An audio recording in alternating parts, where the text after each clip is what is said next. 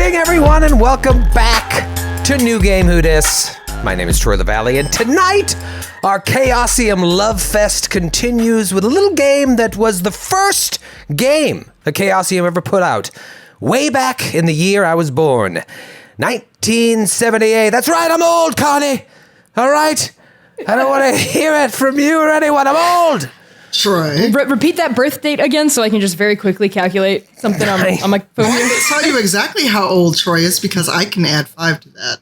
Oh, God, you got me, Tanya. Well, in 1978, not only was this beautiful Virgo born, but this little cherub came out of the womb as well. RuneQuest. Shagun-gun-gun-gun. That is what we're playing tonight. But before we start swinging broadswords and casting rune magic all over town, I am thrilled to have 3 very exciting guests tonight and 1 very unexciting Matthew. Let's go around the horn here. I will start with Noura, who, much to the benefit of the network, has become a bit of a glass cannon regular around these parts.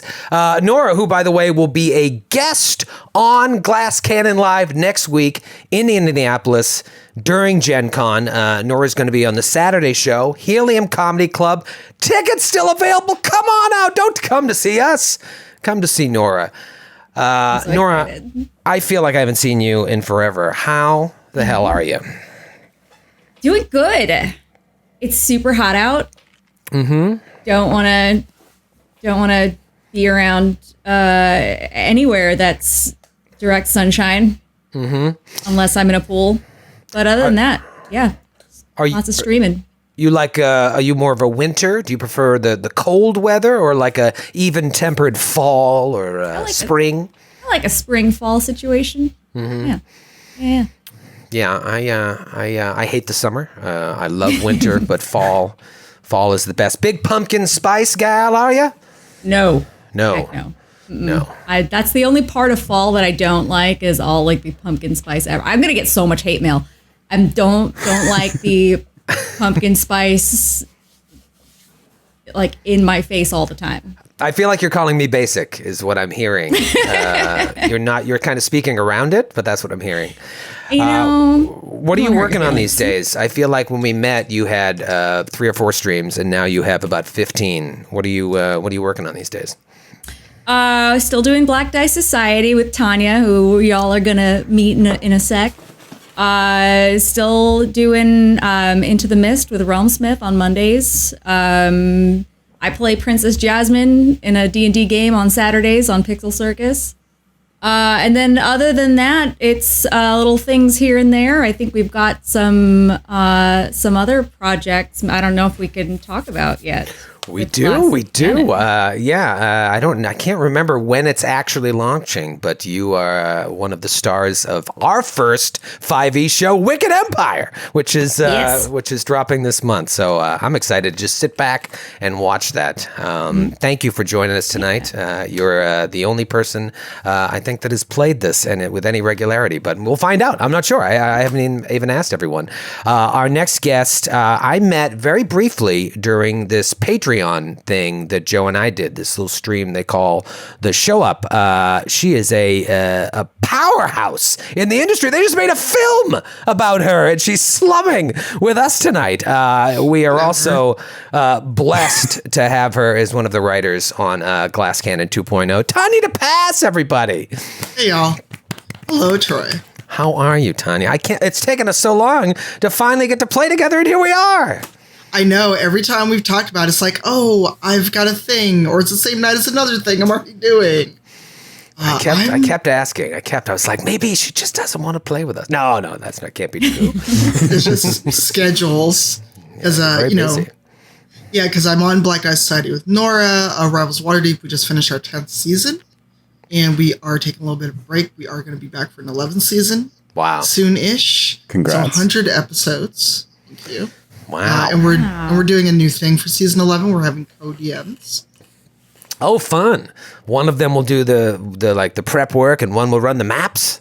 Or how are you going to do it? Well, so Eugenio Vargas is an experienced DM. He's been running his own podcast for like the last 4 years. They're about to hit 200 episodes of that podcast. Wow.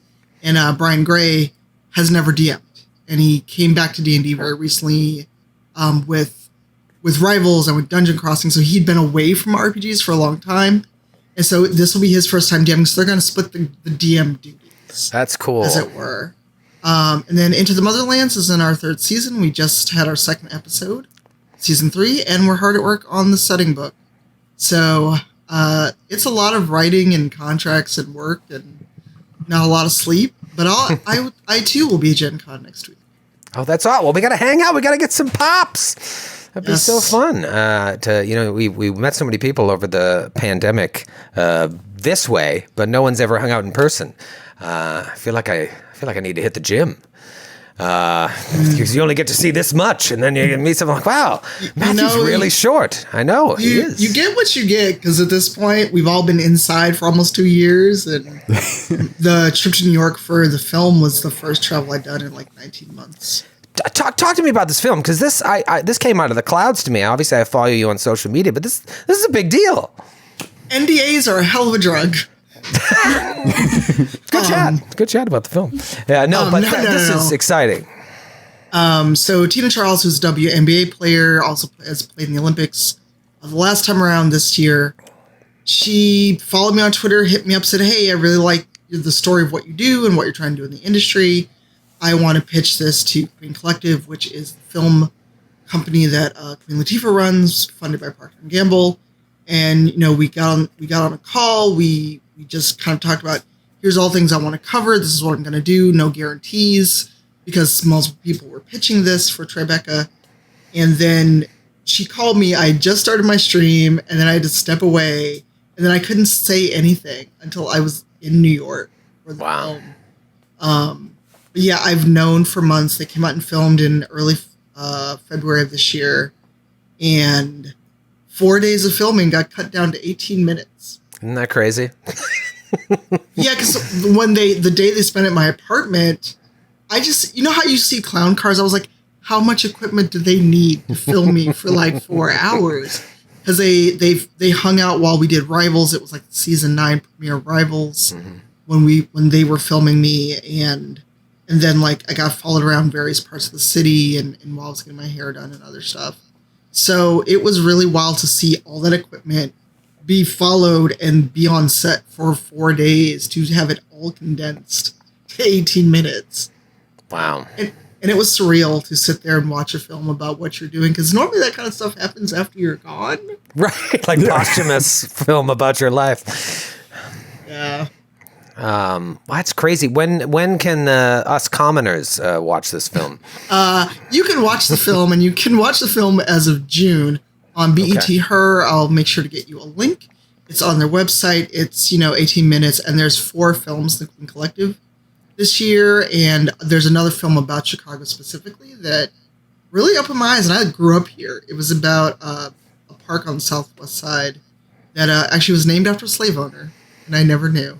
And it follows these kids from 5th grade to high school petitioning the city council to change the name of this park. Oh, wow. Okay. Cool. We're going to be in Chicago in a couple weeks, actually. We're just going to have to get some pizza and hang out. Get some deep dish at Pequod's. Our next guest is someone who I found. I'd like to say I discovered, but I definitely didn't. But I like the word discovered, so I'll say found. But I found while looking for exciting new voices in the industry. And like I told Connie in an email recently, I feel like we got in the Connie Chang business right before they're too cool to pick up the phone when we come calling. They are a writer on Glass Cannon 2.0 as well. Give it up for Connie Chang, Glass Cannon debut. Hello, everybody. So glad to be here. Connie, I see your name constantly on social media. What is going on? You've got a million things going on. Tell us your life story. Yeah, I've got a lot of things going on. I like to describe myself as just like a variety TTRPG person.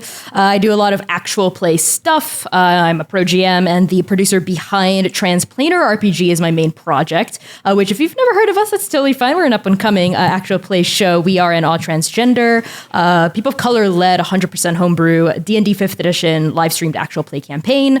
And our setting is completely non-colonial and anti-Orientalist. headfirst. And we recently have been converting our past streams into a podcast form for people who are like, I don't want to watch a stream, but I can listen to a podcast because I know I've been there, I've done that. There's a lot of them. They're weird. I don't get it. I know, yeah. Just watch it. I don't like it. Also, something about the format of a podcast, if it's like edited and like leveled right, can be more accessible, I think, for some folks. Yeah. But yeah, outside of Transplanar RPG, I do a lot of like actual play performing stuff. I like to GM on stream a lot for different channels, etc. I'm in a cool, I think it's like going to be announced next week, but just to be safe, I won't like say what it is exactly. But a cool thing with 3 Black Halflings, whom we love, everyone in the Transplanar team loves 3 Black Halflings. We collaborate with them a lot. Really excited to be writing on Glass Cannon Network 2.0. And when I'm not busy doing TTRPG actual play and design stuff, I'm working on a game myself using the Powered by the Apocalypse system. I am also doing quite a lot of screenwriting and sort of in the final stages of a draft for something before I send it out for stuff. But that I think also has to be on the DL. I don't know if I can talk about that either. But yeah, that is me in a nutshell. Ironically enough, I am based out in the Twin Cities instead of LA or New York. But hey, pandemic times makes people, I think, a little bit more flexible to telecasting meetings and whatnot. But yeah, out here in Minnesota. Sunny, wintry Minnesota. See, if you're out there and you're like, I want to get involved. I want to get into the TTRPG business. This is how you do it. Just get involved. Do a million different things. You never know what's going to pop. Speaking of pop, Matthew Capodicasa, everyone. Hi. I wanted to give you the least interesting intro. Yeah. And I did it. You did it. We won. Wait, I have a question for you. All right. When you say, like, let's have a couple pops. Couple pops. What is that? Like, what do you mean exactly? What are we doing when we do that? We're having maybe a couple cocktails, maybe a couple of brewskis, or maybe a nice cold Schweppes ginger ale. Okay. All right. If that's your Quick regional flavor. question. Soda or pop? Or do you call everything Coke? What did we say growing up? We called everything Pepsi. Yeah, we're like, can I get a Pepsi? Really? Yeah, it's weird. But pop is, that's like Wisconsin and I guess Chicago as well, right? What do they say in Jersey? Soda. Soda? Unless it is a Coke, and then we call it a Coke. Yeah. No, did we say? No, I'm sorry, not Pepsi. We called it tonic. My parents still say, can I get a tonic? And that meant Pepsi. Tonic, not Pepsi, tonic. Is that only a Massachusetts thing, tonic? I have never heard. Listen, I'm from Boston and I've never heard that. You never heard tonic? Must be a... No, tonic in the UK. My parents are really old. Maybe it's just because back then you just got a tonic and you put cola syrup into it and you put it in, here you go. And then you went off to war. That's how they did it. And you liked it. What's going on with you, Matthew? You writing anything? Did you write any scintillating stage directions this morning? No, I have. It's been weird to write plays. What is a play? You're not doing a play. You're doing more screenplays these days, right? And teleplays. Yeah, nothing I can really talk about. In a similar boat as Connie, but yeah, I mean it's fun. It's a fun world to play around in, and totally weird and totally unexpected. But yeah, I don't know. My pandemic has been. I just like don't know how to write a play anymore. Which has been weird because I can't understand like what it would be, like where it would be, how we would watch it and all those things. And apparently I need to know those things. So yeah, I've been trying to work on other projects. Yeah, does all art need to comment on the world now? Or can you just make a period piece about the 90s when everything was chill? Well, what is art without politics, Troy? This is true. I mean, as you know, our show is highly political from start to finish. And we slip in some wiener jokes and poop jokes. That's what we do here at the Glass Cannon Network. Folks, that has been the introductions to our players. You know what I've realized in doing 800 of these is that sometimes the first episode we're still feeling each other out. It's like the school dance. I can't ask them to dance. It's better to just get to know everybody, just throw everything in the pot, get some spices in there and see if we make a little role-playing game stew tonight. But you can't have a stew without a chef behind the scenes. Folks, The only reason I'm introducing him is so you can see his mustache. Grant Berger! Grant! Don't you hide that beautiful hedge that you have sitting on your upper lip. It's not a mustache. It's a third eyebrow right now. It really is. You look handsome. I don't care what anyone says. This is what I've been working on, and I really can't talk about it either. Is just the bottom line. So forget about the Connie Chang business. I want to be in the Grant Berger mustache business. The Grant Berger upper lip consortium. There it is. Yep. Never tell Troy the reason you're growing a mustache is because you're not going to be on camera much this week, and he'll find a way to make it happen. I'm going to get rid of all my AMC stock and just buy stock in that stash. You look great, buddy. I'm excited to have you here because I'm going to need all the help I can get tonight. This is we should talk about it. We should talk about RuneQuest. That's why we're here. We're here to play some RuneQuest, and this is a whole different bag of hammers than we are used to playing around with. This is a lot. The setting for RuneQuest is extremely rich and I think vastly different than any other setting I've personally spent time with. The gods and the characters' connection to their gods are a huge part of the game, but unlike a Pathfinder or a D&D or your traditional medieval European setting like what Tolkien did or Westeros if you're a Martin person, this is all taking place in like the Bronze Age. It's much different. I've never played a role-playing game like that. I was really interested in checking out John Harper's Aegon because we're really into Blades in the Dark, and I think that is kind of like this setting, but obviously a wildly different set of mechanics than this. So it should be interesting. The gods are a big thing. Adventurers may have like one or two deities that are their go-tos, but it's more like the Seven in Westeros, where like in times of peril and need, all the gods are at your disposal. So I'm interested to see how that works mechanics-wise. It's a very different game in that violence has very real consequences in this game. Like you could just have a shit roll and die very, very easily. And then when you die, all other sorts of weird stuff happens. You go on hero quests before you like actually pass on to the afterlife. It's very, very cool.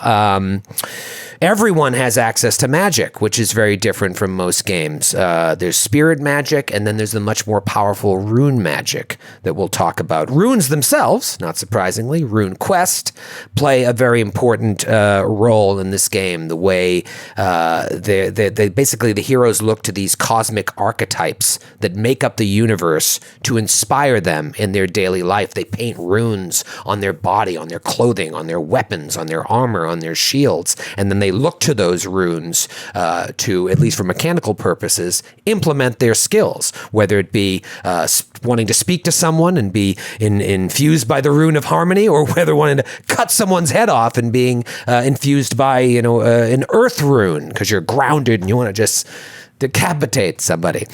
Cults are a big thing too, but they don't have the negative connotation that cults have today. It's like it's more like a family thing. Membership in your cult is what gives you your magic, is what gives you special training in your skills. They're your community, your family, your clan. It's a weird game in that there's no character classes. There's no XP, there's no levels, and, we normally do character creation on the first episode of New Game Who Dis. We spend the whole episode pretty much doing character creation. We're going to be using pre-gens today because we just want to get into it. There's a lot to learn, and so I think the best way to learn a game like this is just start playing, make a bunch of mistakes, and then by the third or fourth time, we might have a little better handle on what we're doing.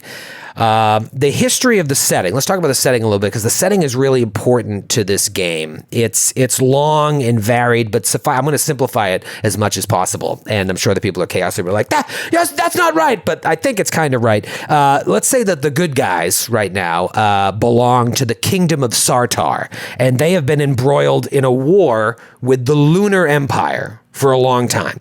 The Lunar Empire is involved in some pretty dark shit, as one of these characters will know, we'll talk about very soon. Their father died. It's a whole thing you're going to hear about.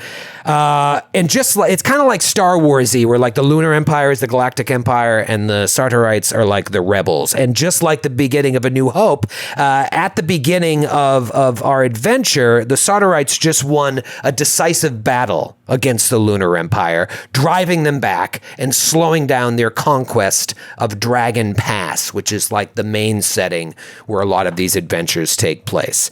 If you like lore, then this is the game for you. The Lunar Empire, it's very cool. I don't want to get too much into it, but they like constructed this temple where they were going to consolidate all their magics to try and take down the Kingdom of Sartor, and the Kingdom of Sartor like summoned a dragon underneath the temple and killed all the priests and priestesses, wiped out the army. It's very cool. All that aside, and I'm going to stop talking soon, the mechanics are incredibly crunchy. If you like crunch, this is like peanut butter extra crunchy. There is a lot going on here, but I think I have an okay handle on the basics. I've been living with this game for a couple weeks. I tweeted out earlier that I think I forgot more than I remember, but that's okay. There's going to be plenty of looking things up, making calls on the fly to keep things moving, and then later realizing we did something wrong. But that's how you learn to play. So we're gonna stumble through. The players don't worry about getting stuff wrong. We'll figure it out. People get mad in the chat. They've got their own problems they're dealing with. I read a lot of Thich Nhat Hanh. That's their stuff. Don't worry about them. They're suffering. I'm going to get stuff wrong too. As long as we're having a good time, that's all that matters. The starter set for this ships this month in September, I think. I think you can order it in August. It ships this month. And I cannot recommend it highly enough. It comes with the 50-something page rule book, which is a way easier primer to dig into than this beautiful bad boy here, which is like 450 pages. 50-page rule book, goes over all the basics. There's a setting guide to the world of Glorantha, where all of this takes place. There's a book of starter adventures, which we're going to be playing one over the next couple weeks. And then there's this book called Solo Quest, which is unlike anything I've ever done before. Did you guys do the Solo Quest? Are you just going to call us out like that? I went halfway through, and then I had to hop onto this call. So it's cool. Listen, the reason I did it, I was like, I cannot wrap my head around some of these concepts. If anyone does this, I have to do it. And it's really, I've never seen anything like this before. If it's like Choose Your Own Adventure. Remember those books from the, remember those from the 80s, Connie? No. Yeah, I actually do. Yeah. When I was a wee babe, I did one of those in like summer camp when I was like 7. And it was like my first and only time ever doing a Choose Your Own. Those are like my gateway drug into D&D. I loved those. This is like part Choose Your Own Adventure, part learn the mechanics. You roll dice, your character can die. It's pretty cool, and it's a precursor to what we're going to play tonight. Anyways, I did it in like 30, 45 minutes. It's a good time. Really good way to learn the game. Blah, blah, blah, blah, blah. We're going to have fun. Get the starter set. If you like what you see over the next couple of weeks, buy the starter set. It's the best way to learn a game. Like, you pick up a core rule book and just, how am I going to learn all this? Just get the starter set. Grab a couple friends or find some online and play. It's the best way to learn. All right. I've been talking for too long. Matthew, let's talk about you. Not your character, just you. Actually, no, I don't care about you. Let's talk about your character. I want to talk about your character first because I want to know about this fella. He's got a snake around his neck. Tell us about, is it Makarios? I've been saying Makarios because I'm from New Jersey, but I think Makarios is probably righter than that. Righter? Righter? Yeah, more right. Is that a word? Yeah, it is. You now. wouldn't say more right? I would if I was typing it, but I didn't think I would be held to such a harsh account. If I was on the phone with my mother and she said writer, I'd say, Mom, it's more right. So I'm going to hold you to a higher standard than my mother. You talk to your mother that way? No, I would say, Ma, don't embarrass me if we go out to a function and you say writer in public. All right, fine. More right.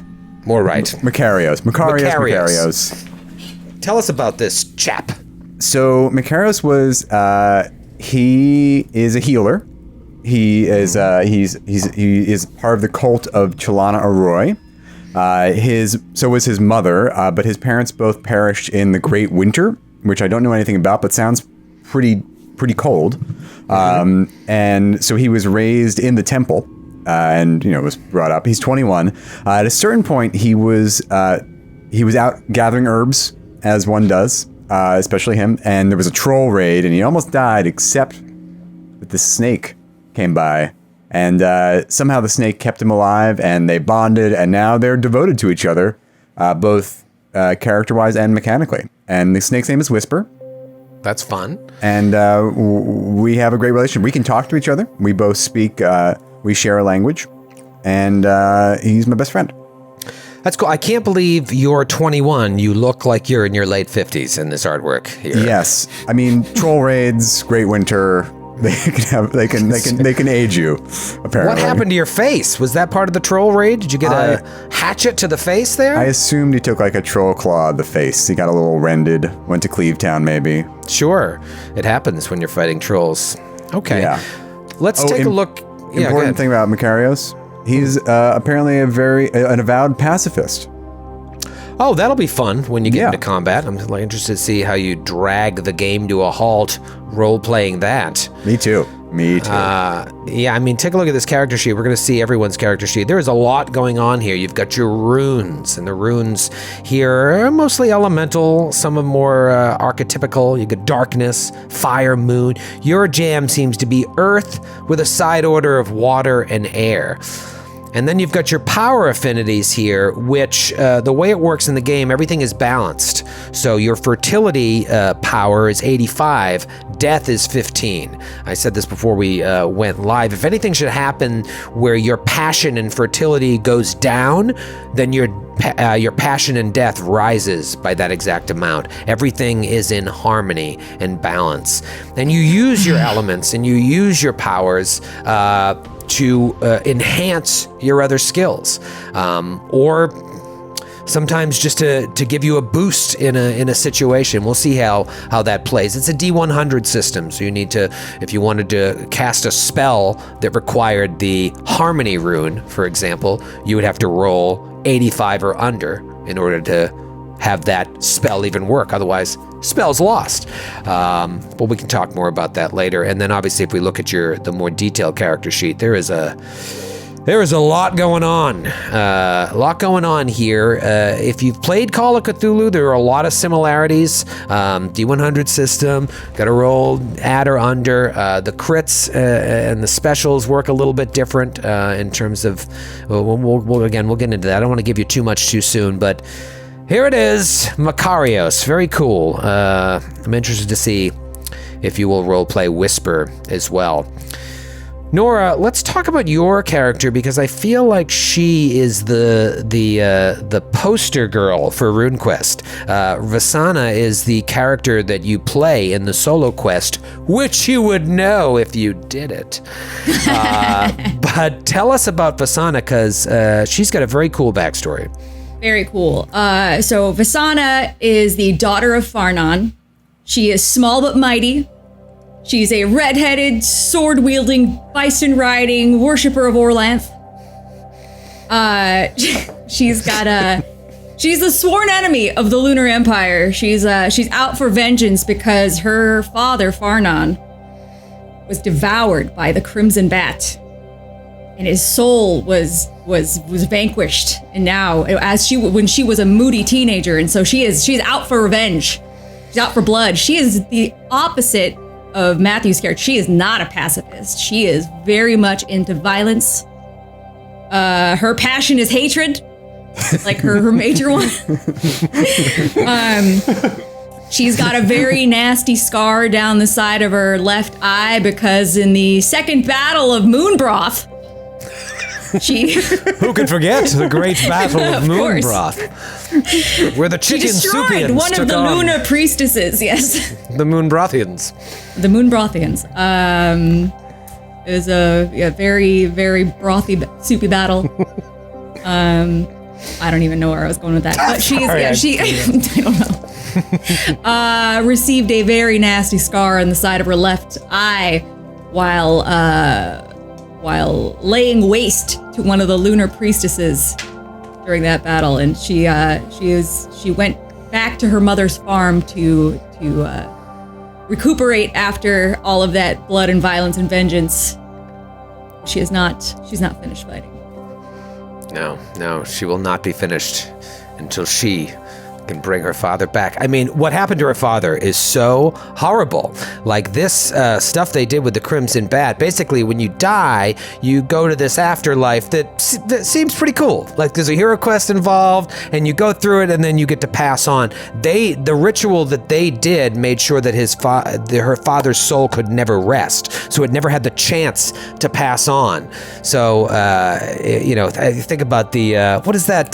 Coco. Have you seen Coco? The Disney movie Coco. My son watches the first 15 minutes of it every other day. And it's spoiler alert. Hate to spoil Coco for you, but there's one guy who he can't. Everybody gets to visit their dead relatives on the Day of the Dead, but this one guy he can't. It's the same thing. Like if all the dead could rise again and hang out with their relatives, her dad can't. So she hates the Lunar Empire. It's very dark, and should go see Coco. It's a good movie. This stream is sponsored by Pixar. This is sponsored. Disney always loves sponsoring small streams. Tanya, I want to. Your character, the artwork alone is frightening. Tell us about. Is it Aranda of Noche? Sure. I had not thought too hard about pronouncing where she came from, but sure, let's run with that. Nochet, Aranda of Nochet. Or Notchet. Notchet? Ooh, I like Notchet. Another Notchet on your belt? I don't know. But Aranda is a warrior. She's very much in league with Nora's character of if it's alive, I will make it bleed, I will fight. And she carries a war axe that has been passed down from all the women in her generations and in her family. It is an heirloom, and she's noble. Even though she is of the warrior class, she's very noble. And her grandmother was wealthy, and she fought in this battle that, helped save Dragon Pass, and she passed away. And Aranda's mother was also a warrior until she had Aranda, and then, retired by choice. She wasn't forced out. Wasn't like that. And then when Aranda became of age, she took up the same hatchet. She's been out there fighting ever since, and she is dedicated to the Halta clan in Esrolia. The old Halta clan in Esrolia. Total badass and third generation badass, it sounds like. Yes. I love the artwork here. You can really see how the runes are important. On her deltoid, sweet little rune, looks like the air rune. It's got some sort of tribal tat around the bicep. And then look at her riding horse, covered in runes. Yep. It's very, very cool. Yes, and she is all about Babistar Gore, the Avenging Daughter. That is her cult. Everything is very intense and epic in RuneQuest, is what I'm realizing. There are whole rules that I started to read and I got a nosebleed, so I stopped, about like phalanxes fighting each other, and I was like, who is doing this in their campaign without like 100 Warhammer minis? All the years of playing Civ may come in handy. I hope so. That's the first time I ever heard the word phalanx, was playing Civilization 1. I remember picking up my Webster's Dictionary to look it up. Connie, let's talk about Vakaros, or Varakos. I am Varakos. Wolf Killer. Get my name right. I'm sorry, Varakos. So Varakos Wolf Killer. The first thing you would notice about him, he is imposing, he is broad, he is muscular, and he wears a heavy wolf pelt draped over his heavy scale hauberk. He's got plate greaves and plate vambraces. He carries a broadsword etched with the runes of death and air. And every morning I like to think that he paints himself with new runes, probably with the blood of his enemies, right? Or whatever latest beast he has slain. Another notch on his belt. The mighty beast that he has slain around his shoulders left these like scars on his neck. Almost ripped my throat out, but I bested him. Now he carries his body around like a trophy and to strike fear in the hearts of his enemies. He is a Humakti. He worships Humakt, the god of death. who has vowed him, has basically placed a geas on him, is that how you pronounce it? For Varakos to never ever love anyone or anything except killing and death and honor. So I'm interested to play with that, maybe in this campaign. His whole thing is, he had this grandfather who was a simple farmer, right? Just a very normal farmer guy from the Oromarth clan in the Kalimar tribe. But he did fight in the Holy Country, and the tales that his grandfather told of him helped instill in his family and his father a contempt and a hatred for those Lunar Empire dogs. Unfortunately, Tarakos died in a battle with the Lismelder tribe, and Tarakos' son, Araskos, which is my father, was a soldier and embraced this worship of Humacht very, very deeply. And so Araskos fought in Starbrow's Rebellion, which is this classic event that I'm sure all of our characters are well aware of. But unfortunately, I think was captured and then exiled by the Lunars for 2 years, survived that exile, but then died in the Great Winter. So perhaps Varakos and Matthew's character could have something to bond over. Of course, in the second year of this Great Winter, Varakos went south to Esrolia, where he enlisted as a soldier, and he fought very gloriously during that time period of civil unrest, earning renown at the Battle of Penoford. Pledged loyalty to Queen Samastina after defending her from some lunar scoundrel assassins, classically. And then he fell in with the wolf pirates, who else, in the sack of the City of Wonders, but they betrayed him. They left him for dead, so he hates them too. So now, Varakos has returned to Sartar just in time to witness the dragon rise.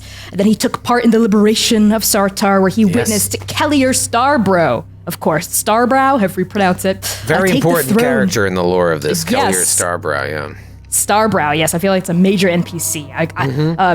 Varakos witnessed her rise to power, to king.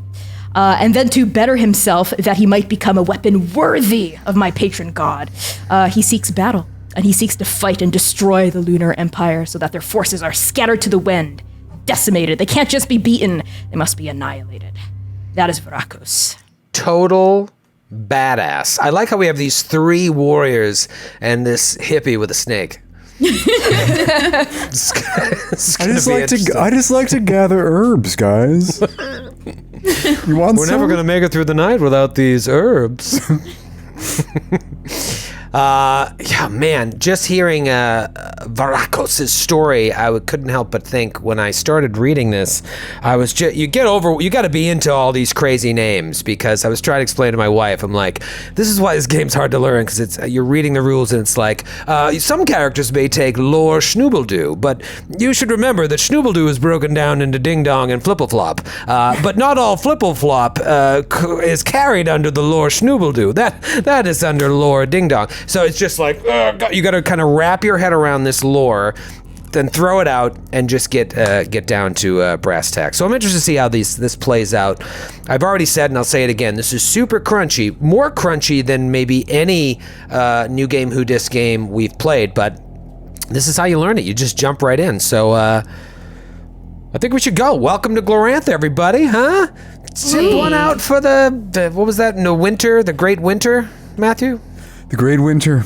Yes. Great Winter. Who could forget? Glorantha is a mythic place of heroes and gods where people hold allegiance to their tribes, to their city, to their cult, not to abstract alignments or ideologies. That sentence is straight out of the adventure, and I love that it throws tremendous shade at the alignment system of D&D and Pathfinder right out of the gate.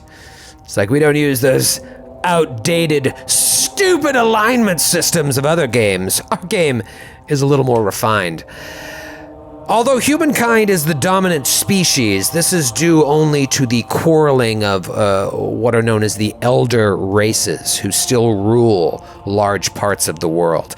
There are lots of other creatures and beings besides humans in the world, but just because they're different, it doesn't automatically mean they're evil.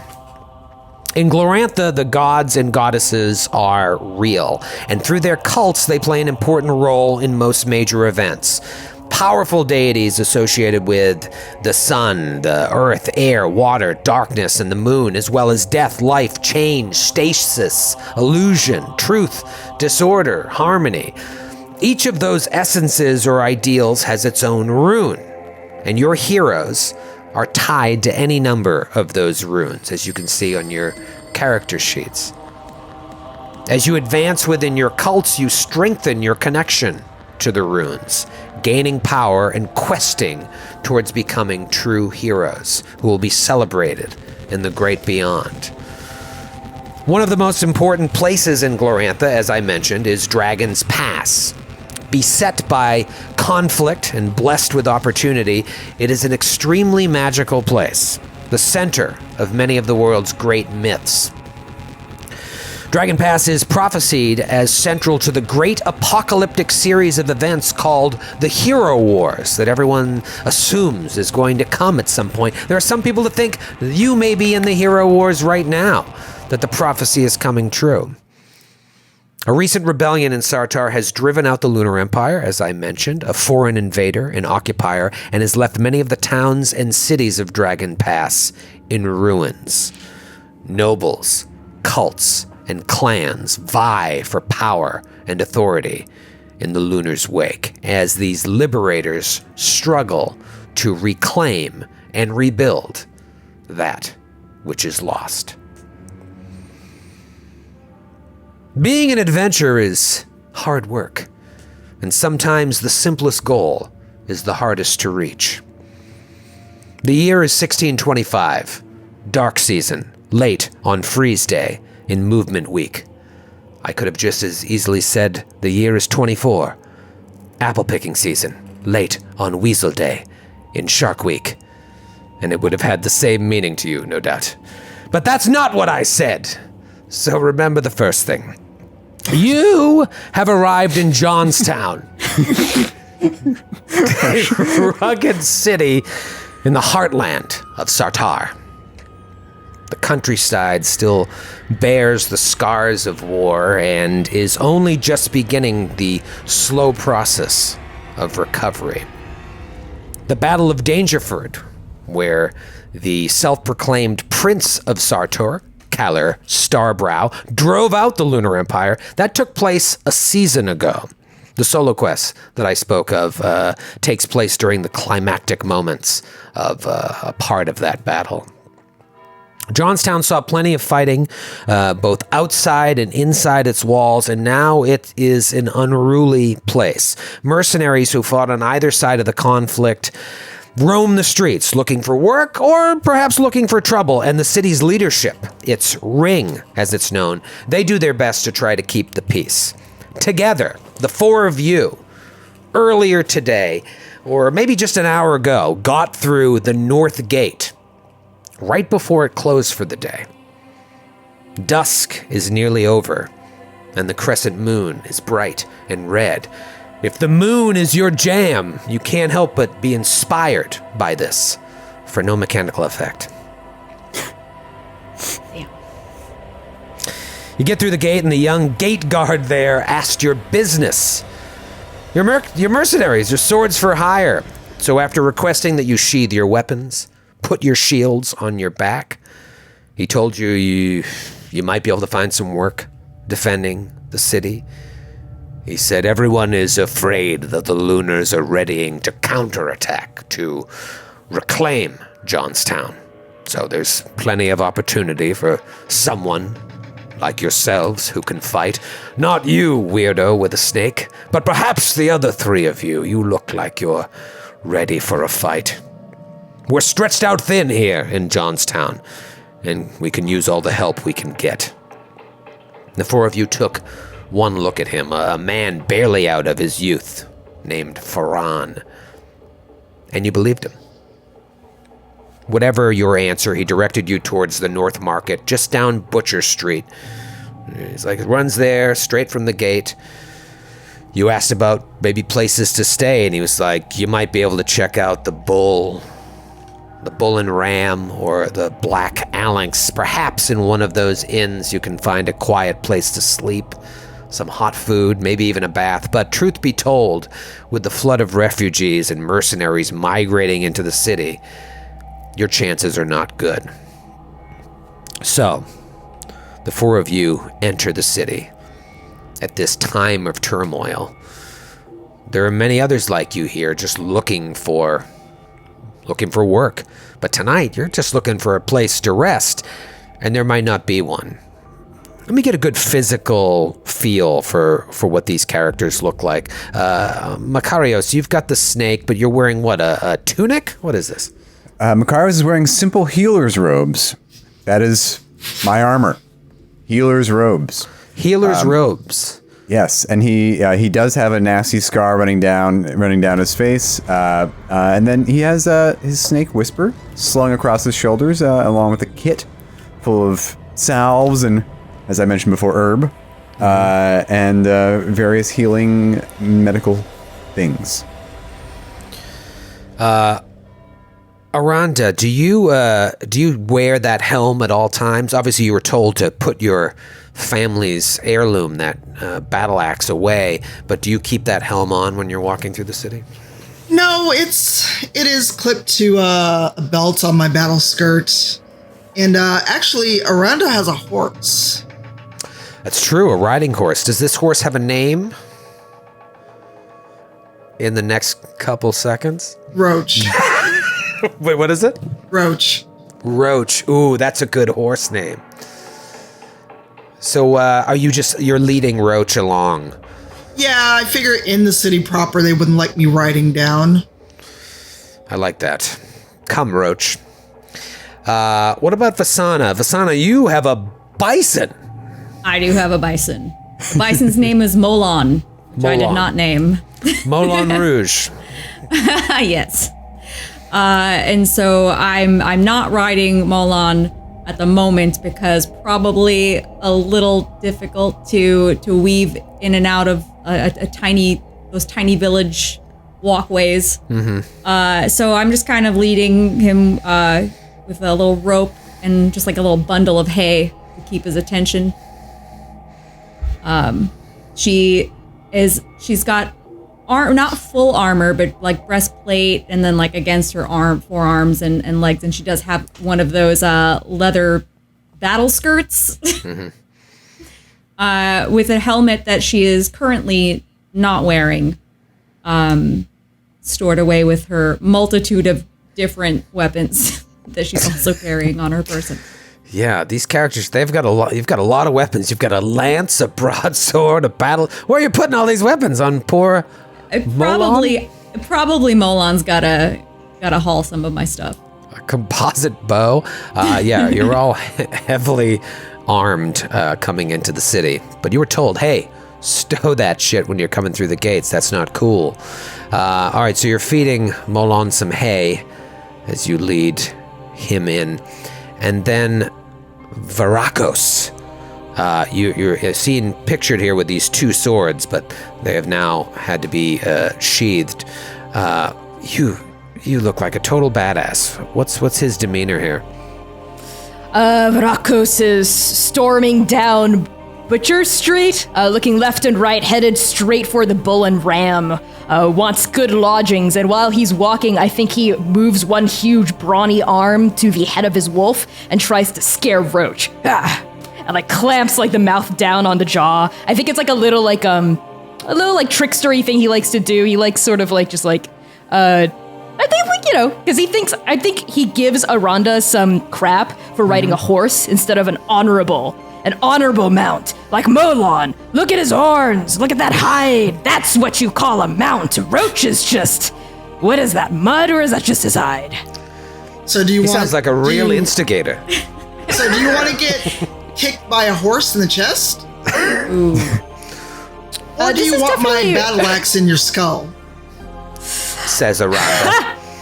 I've seen you fight well. I would not like to pick a quarrel with you. I jest, sister. Do I look like I'm smiling? Oh, shit. Ooh. I don't think I've ever seen you smile, Aranda. Then you should know better. I kind of elbow Aranda, just like, oh, in my day, we used to have to walk into battle Both ways, uphill. In the snow. And Rhonda just looks at you like, I'm sorry, what? I just meant that. Just giving you. It was an old man joke. Never mind. Macarius. Let her be. Humor might Take be out too complicated a subject for her to grasp. Macarius, as a man of Hey, peace. everyone. Let's take it easy. No sense fighting. It's late. I think we're all hungry. I got some herb in my pocket. We Oh, you find a should have nice led inn. with that. What? Should have led with the I got herb. Or Well, I've got a limited supply. I don't want to, but let's just find an inn. We'll take it easy, and everything will be nice and sweet. but why when you could be fueled by hatred? Embrace the hatred in your heart. Let it guide you. I do feel hatred, friend. I hate the Lunar Empire and I hate trolls, for example. But I believe in love. Isn't that just what we're all about? Really? Really? No. No. No? Just me? I wouldn't know. I was sworn never to love. Macarius, you know this is a sore subject for me. Yes, I'm sorry. I can't help it. I'm just very in tune with the emotions of apparently none of you. So as you walk Your through the words have street, a point, though. Varakos instigating Aranda threatening to kill Varakos, Vasana working out some old vaudeville routines, and Macarius offering drugs so that everyone will chill. You go down Butcher Street. And coming down Butcher Street towards the North Market, everywhere you see very wary eyes upon you. It's clear as you look around that the city, not unlike most of your faces, has seen its share of conflict. Beggars are even cautious about making eye contact with you. You see farmers' wagons full of whatever they could salvage from retreating Lunar Empire forces and the mercenaries who fought to liberate the land, looting just as often as the former invaders. You see most houses are shuttered, though they show evidence of being occupied. Dark season is winter, so it's cold. A very faint rain catches the light, but it's not heavy enough that you need to put your hoods up. You can't help but think, though, that sleeping on these rough streets tonight would not be comfortable. So you hope the gate guard was wrong about the inns being full. A short walk from the North Gate, you make your way towards the North Market, which is a large open square with many small streets and alleys just that converge on this one main market. Actually, let's take a look at the map of Johnstown real quick here, Grant. I have I've thrown this into the slides here, the cartography of Johnstown. It's a gorgeous map. Makes me want to rethink all my maps for Glass Cannon 2.0. I mean, look at this map. So if you take a peek, the North Gate is, I think it's E. Yeah, it's up in the top right portion of the lower walled area, and then if you look just a hop, skip, and a jump down Butcher Street is the North Market there. So you're right at the beginning of the city. The upper city is still very far away. Gorgeous map. So you're coming along, and normally at dusk, the stalls and stands of people selling their wares would be disassembled. The wagons and carts and wains would be already loaded. Final business concluded discreetly for the day, and people would be making their way to their homes. Not today, though. As you approach the direction of the market, you hear shouts and crashes. You turn the corner and see that the North Market has been plunged into pandemonium. And you see why. There are a few huge, hulking, armored figures with grayish skin engaged in terrorizing the market. You recognize them immediately as dark trolls. As you arrive, you see that these trolls they're throwing around barrels, throwing around baskets, kicking down stands and piles of unsold goods. They're bellowing in anger and growling at people that approach them. They're all armored in leather with bronze or lead scales, but their weapons, clubs and dull leaden maces, it looks like, they're slung at their belts, at least for now. You see the merchants and city folk they're just standing back in fear as these trolls wreak havoc. They're pleading for them to stop cowering when things are being thrown at them. They're ducking left and right. There are no guards in sight. The city guard has not arrived, or they're turning a blind eye. You don't know. Whenever one of the city folk, one of the braver people among them, steps to try and intervene with one of the dark trolls, they're yelled at or maybe even pushed back with a powerful shove. Shouts in Hjortling, which is the common language of the area, resound. They're just like, stop them! Stop them! Can somebody fetch the guards? As you're watching this all unfold, a particularly angry troll staggers over to one side, lurching and falling, and just falls into a cart, knocks it over, and it's full of these wooden chicken cages that break, and then there's feathers and straw going all over the place, chickens running everywhere like it's in Rocky. They're chirping and squawking, and one of the trolls just pounces on one of the chickens and stuffs it, still alive, into its open mouth. It burps and feathers come flying out. Everybody give me either a scan check, if you have the appropriate skill, or intelligence times 5, which if you look at your sheet, you all have intelligence scores. You take your intelligence, multiply it by 5, and you need to roll that number or under. You can either do that or a scan roll. I don't think Varakos would. I think he would just charge in without thinking. So I'm going to forego the scan roll. Okay, Varakos just fired up. He's ready for a fight. He almost just went after it with a rondo. Okay. What about Vasana? Vasana, are you slightly cooler head? Well, I love violence, so I think at the sound of that coming in, or all of this commotion, I would definitely put my helmet on.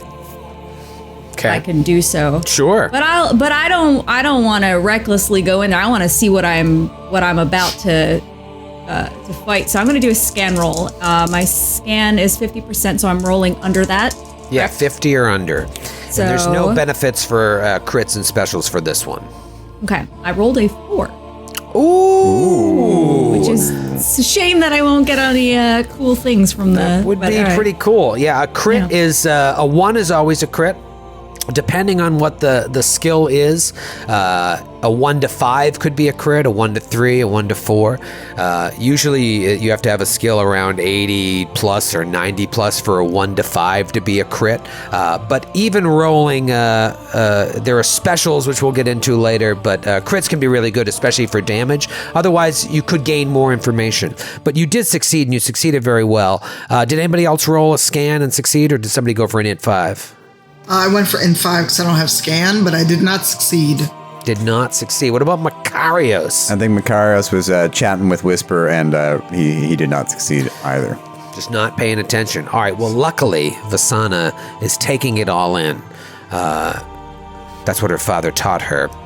And you see several smashed crocks on the ground with trollish markings.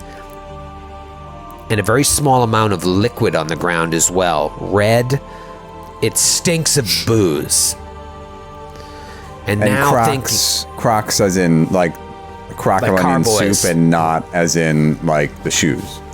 Right, yeah, no, there was just a bunch of unopened boxes of Crocs. Yeah, no, like demijohns, carboys, things that like wineskins smashed to the ground. It stinks of booze. And then you think, and you see that one that fell ass over tea kettle through the cart, knocking all those chickens. These trolls are wasted, and they're causing a ruckus here. The city folk aren't able to intervene. They're not strong enough. They know that like a hand-to-hand battle with them, they'd get wiped out immediately. And if they ever brandished a weapon and the trolls drew their weapon, the trolls could probably wipe you out. You have a chance if you could maybe talk to them or defeat them by grappling them or punching them, doing whatever you have to do, but you don't know. It's a very tentative situation. I'll tell you what you do know about trolls. They're known as Uz, in their language, UZ. They are an elder race, far older than humankind. And there's all sorts of trolls. There are dark trolls. There are great trolls, big ones, mistress race trolls. Due to an ancient curse, the Uz are dwindling, and most children that are now born to trolls are demented, that's not even a word, diminutive, stunted weaklings called trollkin. Normally, Uz keep to themselves, but they hire on as mercenaries. Just like you're looking for work, they look for work too. And oftentimes they'll work for humans. It's not a big deal. As creatures of darkness, and they're associated with that rune, you see the darkness rune covering their bodies and their armor. They shun daylight, but suffer no harmful effects from it other than like a mild discomfort and vision problems. They can see and maneuver in the dark excellently. And actually, this is kind of interesting. That's why I'm throwing it in. Their written language is tactile, so that it can be read in total darkness. Trolls can eat and drink anything, and often eat their own children. If they don't seem like they're going to grow up strong, it's Sunday night dinner. They despise the touch of iron and go armored in lead, but it's not like you can be like, ha-ha, iron, and touch them and be like, God, burnt. They'll just be like, I hate that, I'm going to kill you. How dare you touch me with iron? And yeah, the ones that are terrorizing the market here, there's 5 of them that you can see through the stalls. They all bear runes of darkness, death, and disorder. Because Varaco's charged in, I think he's going to try to intimidate and embellish that role with his honor. Ooh, I passion. like this. Okay. Yes, because we're he's getting right like, into it, Connie. Let's do it. Yeah, heck yeah. I mean, he's like, you can't. Hey, peace. Peace, my ooze cousins, peace. This is a non-war-faring city. You have no quarrel here. Please stop, or else. So that's where like the intimidation comes in. I like this. All right, you know what we're going to do? I'm going to do a couple things because I love this. Let's go to Roll20 here. Let's go to this sweet map. Look here at the map. There you all are. There's Varacos, Vasana, Aranda, and Makarios. And then you see these 5 trolls. Do y'all see everything? Okay, good. That's always a good start. Here, I'll show you a little inset picture from the adventure. Look at that. Oh. That's what these... He's eating the chicken. He's eating it Really raw. eating that chicken. Yeah. I always thought you were supposed to cook chicken. That just seems unhealthy. Not to mention Salmonella. rude. Salmonella. That's one of the cults you can be a worshiper of here, the Salmonella cult. Yeah, so this is what the situation looks like. They're badasses, but again, their weapons are tied at their hips. But they're causing a ruckus. Drunk. Yeah, Vasana knows. They've been, they had a couple pops before they came to the North Market. So this is the situation. So Varacos, you want to step up and you want to use your honor passion to try and boost your intimidation roll. Heck yeah, I do. Roll, again, what is your honor score? 70. It's pretty high. So you got to roll a 70 or under to try and boost it. And if you roll really well, you could boost it even more. That is a 31. That's pretty damn good. Let's check out the on those Google Slides that I sent you, Grant, for you. It's the ability results table. You said yours is a 70? Yeah, so I don't get a special. You don't get a special. I did succeed. Yeah, so if you see here, a 1 through 4 for a 70 is a crit, 1 through 14 is a special, and then anything over that is, or as long as it's under 70 is a success, then you get into failures and fumbles. But you succeeded. Okay, so that's going to give you plus 20% to your intimidation. Okay. For as long as I say, which is normally like the conclusion of this situation. You're going to have this bonus to your intimidation. These passions are powerful and runes are powerful, so when you invoke them, they last for the whole scene because you don't get to be like, now I want to use this passion. No, you are all about harmony.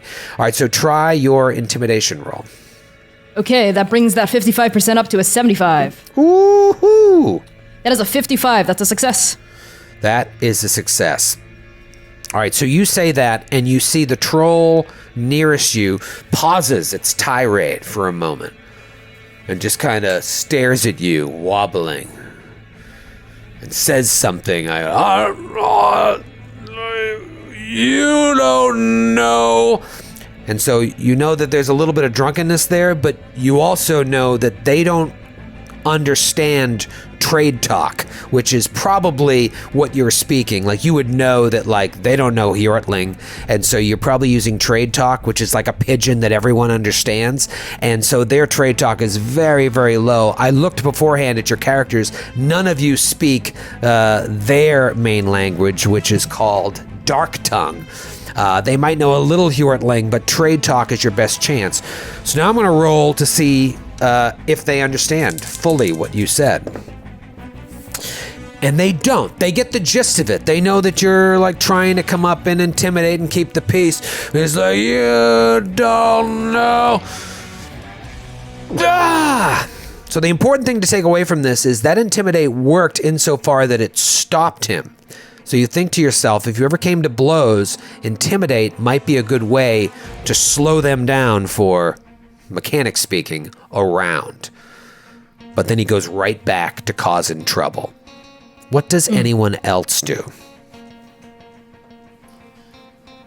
I pull my axe and I cautiously. No, I'm not running in axe up, but I don't want to be unready should they attack me. Sure.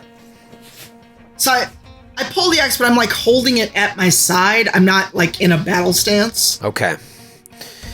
You see a couple merchants nearby just like nudging and pointing at you. Like, are they saying, oh my God, they're here to save us? Or are they saying, like, shit's about to go down? You don't know if they're like in the audience for a UFC fight or if they're petrified at what's about to happen.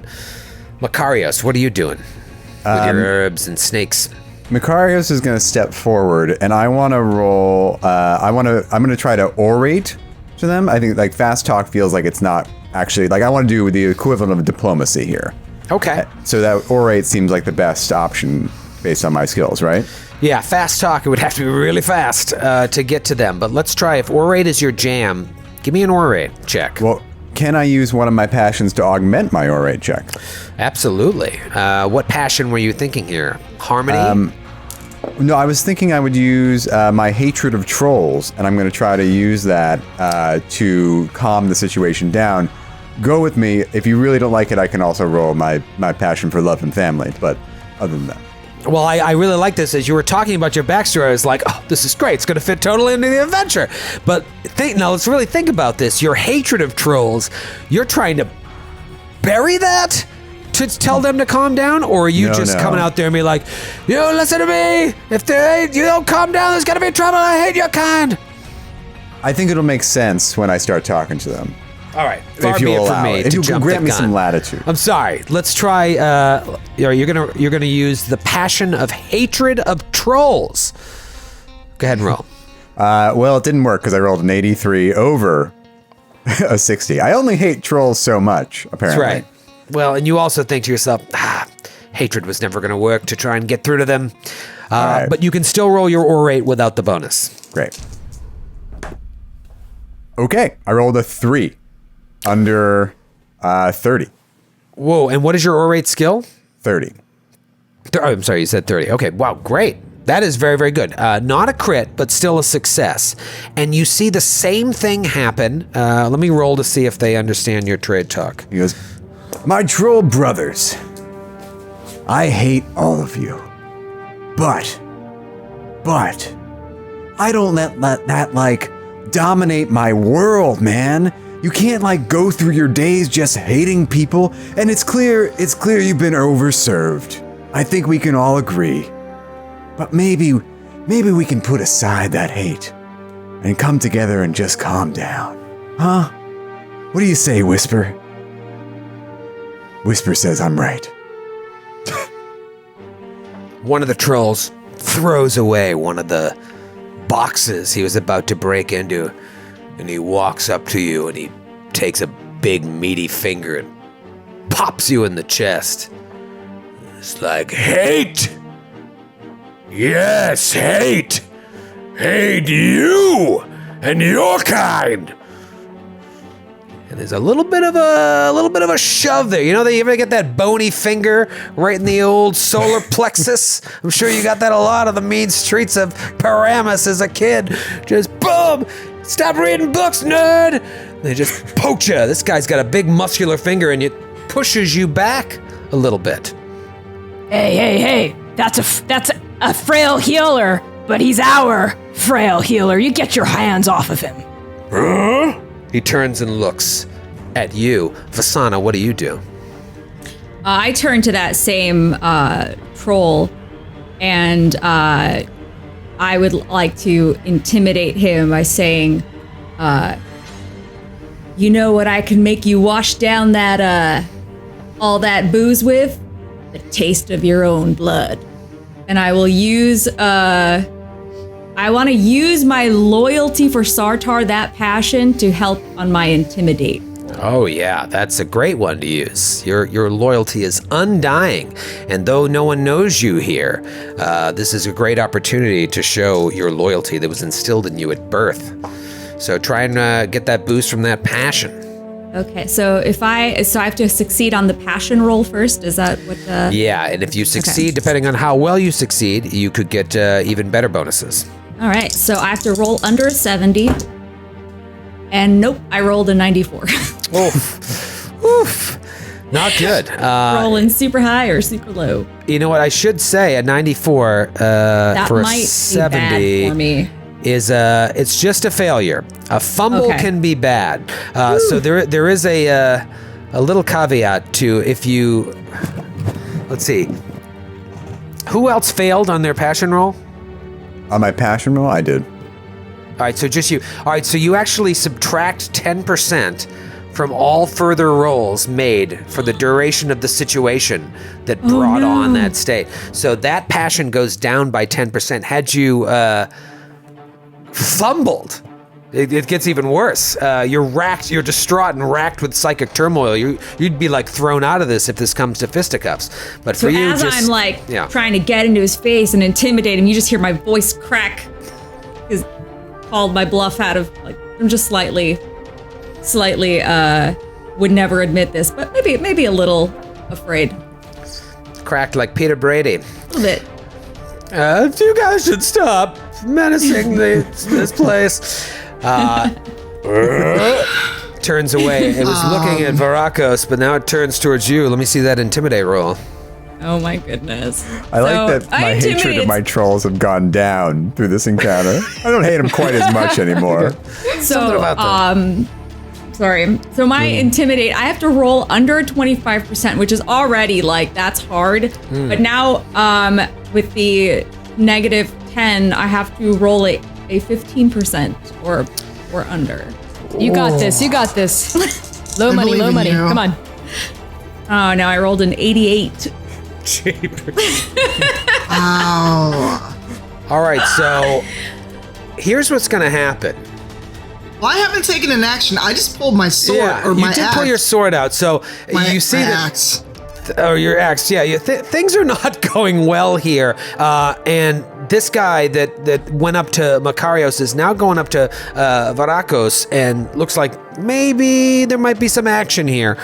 Nothing's happened yet, but what do you do? I have a very high orate. I'm going to take a stab at it. My orate is actually better than I expected for what I do. 55. Oh, okay. You must be a battlefield speaker, like a little bit of a bard on the field. Little bard dip for this warrior. Like you hear the latest Aranda? It was a good one today. I failed, but only by 5.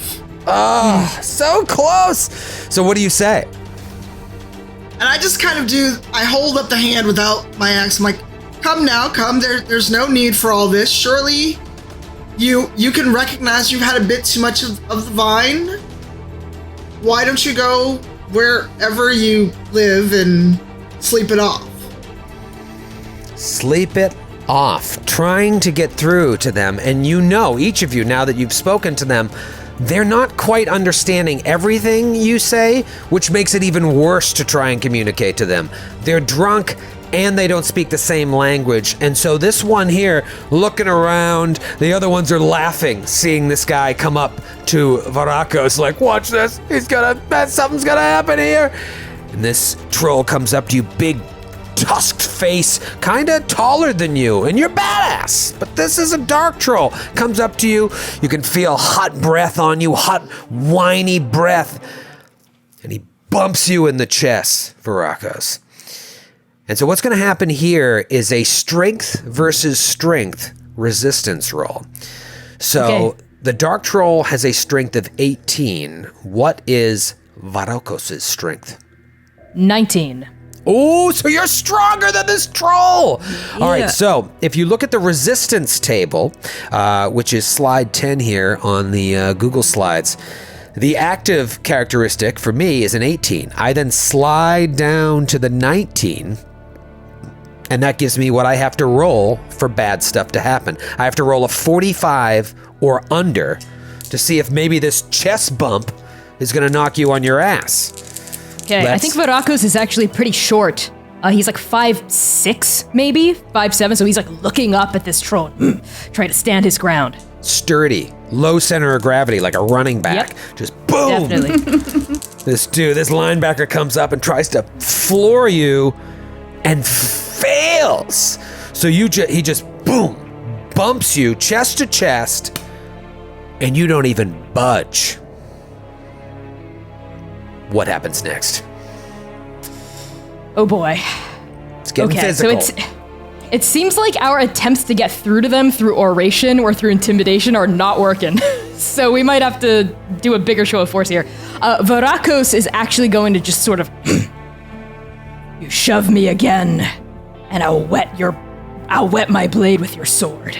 But he really doesn't want to like kill these trolls. Like he's just. But they're not listening, so he's actually gonna like put his hand like intimidatingly on like the hilt of his broadsword. I think it's strapped over his back. And he's just gonna snarl. I'm looking at my abilities, my skills here, and there's a I mean, I'm just built to kill. I'm not built to do anything else. Right. Would they understand Hjortling more than trade talk? No, their trade talk isn't even that great, but it's slightly better than their Hjortling. You could certainly try, though. It's always going to be a roll to see if they understand it. Okay, yeah, maybe if I say what I'm trying to say in Hjortling, it'll get through to them more. I'll say, I'll give you one last chance to back off. Leave these people alone. Don't make us run the city with rivers of your own blood. You people are scarce in birth rate already. I'd hate to take another one of you out. And that is going to be a speak Hjortling roll, I guess. Yeah, all right, try it. Okay. Whoops. It's a 50-50 chance. That is a 27, my good friends. All right, well, here's what happened. I rolled a 1 on Speak Hjortling, which means I completely understand everything you said. And so in that moment, the expression of the dark troll changes. And now he's drunk. You can smell it on his breath, but I should get one of these guys up here on the map. You can see it on his breath, or on his face, he's just kind of Could you imagine they came in here, they started causing a havoc. You don't know why. You don't know if there is a reason. Maybe they just came from the local pub and overdid it. But if anyone else has been trying to speak to them, they don't understand. It sounds like nonsense. If they tried trade talk, they're maybe getting every other word. But he completely understood you. And so he stops. And he looks like he's maybe impressed a little bit. And he turns to his friends and says something, and you only catch a couple words like, oh, no, these guys, I think these guys are cool. Something like that. And then you hear the guy in the back go, Do you hear? Do you hear that? Everybody give me a listen roll, if you have listen. I do. That is an 18. My listen was a 45, so that's a success. Success. Macarius fails. Macarius fails. I succeeded. Success? I needed, yeah. Aranda? Aranda does not have listen. Okay. I'm sure there's some sort of base check if you don't have it, but it would have to be almost a critical to hit it. At that moment, the troll, not the one that was speaking to you, Varakos, but the one who's like, do you hear that? Do you hear that? And all you hear is something to the effect of like, Hungry's coming! And then you hear boom, boom, boom, boom, boom, boom. And this guy looks behind you. Makarios and Aranda don't see this coming as a troll this size starts running down Butcher Street directly at all of you. And now we are in combat. And this is where things... Yep. Boy. This is where things are going to get a little hairy. Hungry is running down the street at all of you. The way combat works is wildly different from anything I've ever experienced, and it starts with the way initiative works. There is no initiative. It's all based on what's known as strike ranks. So, Grant, let's see that strike rank tracker. There are 12 strike ranks in a melee round, and at the end of after strike rank 12, it starts over again. How strike ranks work is one of those things that you have to read about 40 times, and then you're like, I think I understand it, and that's kind of where I'm at with strike rank. But suffice it to say, all of the actions you take, depending on what it is, occur at a different strike rank. So if you want to, for example, move up and engage with someone and swing your broadsword at them or punch them in the face, that's going to take you X amount of strike rank, depending on what the weapon is, what your dexterity is, what your size is, and how many spaces you had to move to get there. Again, super crunchy, but we're going to simplify it as much as possible. Let's talk about the melee round in general, because combat has... four phases. We start out by everyone stating what their intent is.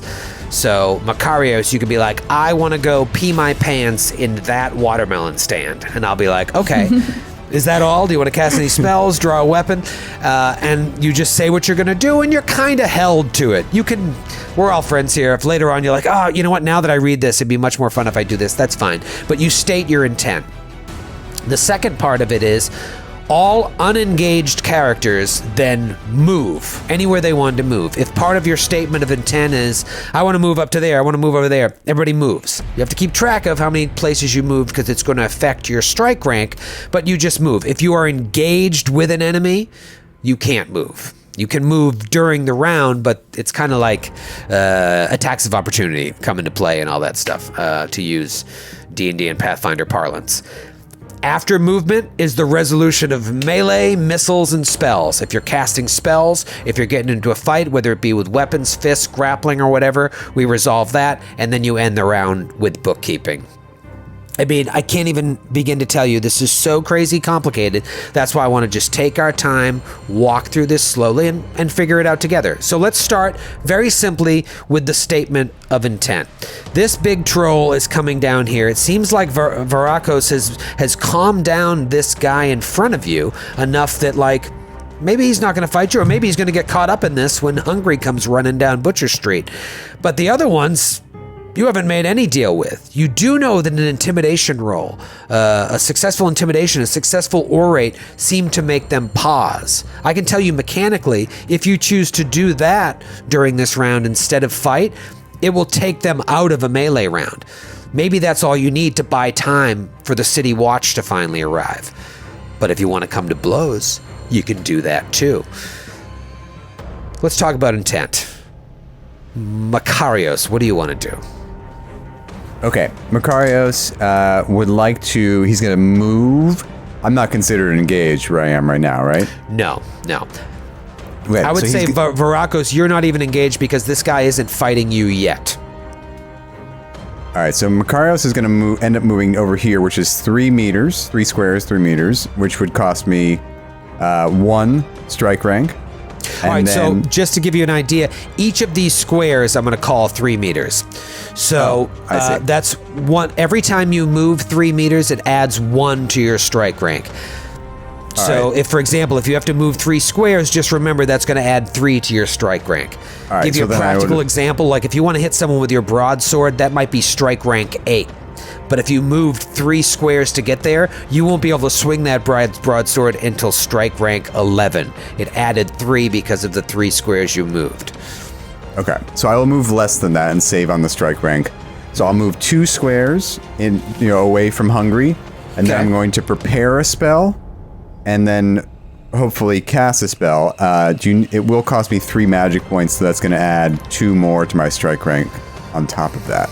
Yeah. Am I thinking about this the right way? Should I be adding on my strike rank? You are. And if you're listening and you're like, what is happening? Just stick with us. It's going to make sense. But yeah, if you start casting spells and you're casting a spell that costs 3 magic points, the first magic point doesn't cost you any strike rank, but every point over that adds to your strike rank.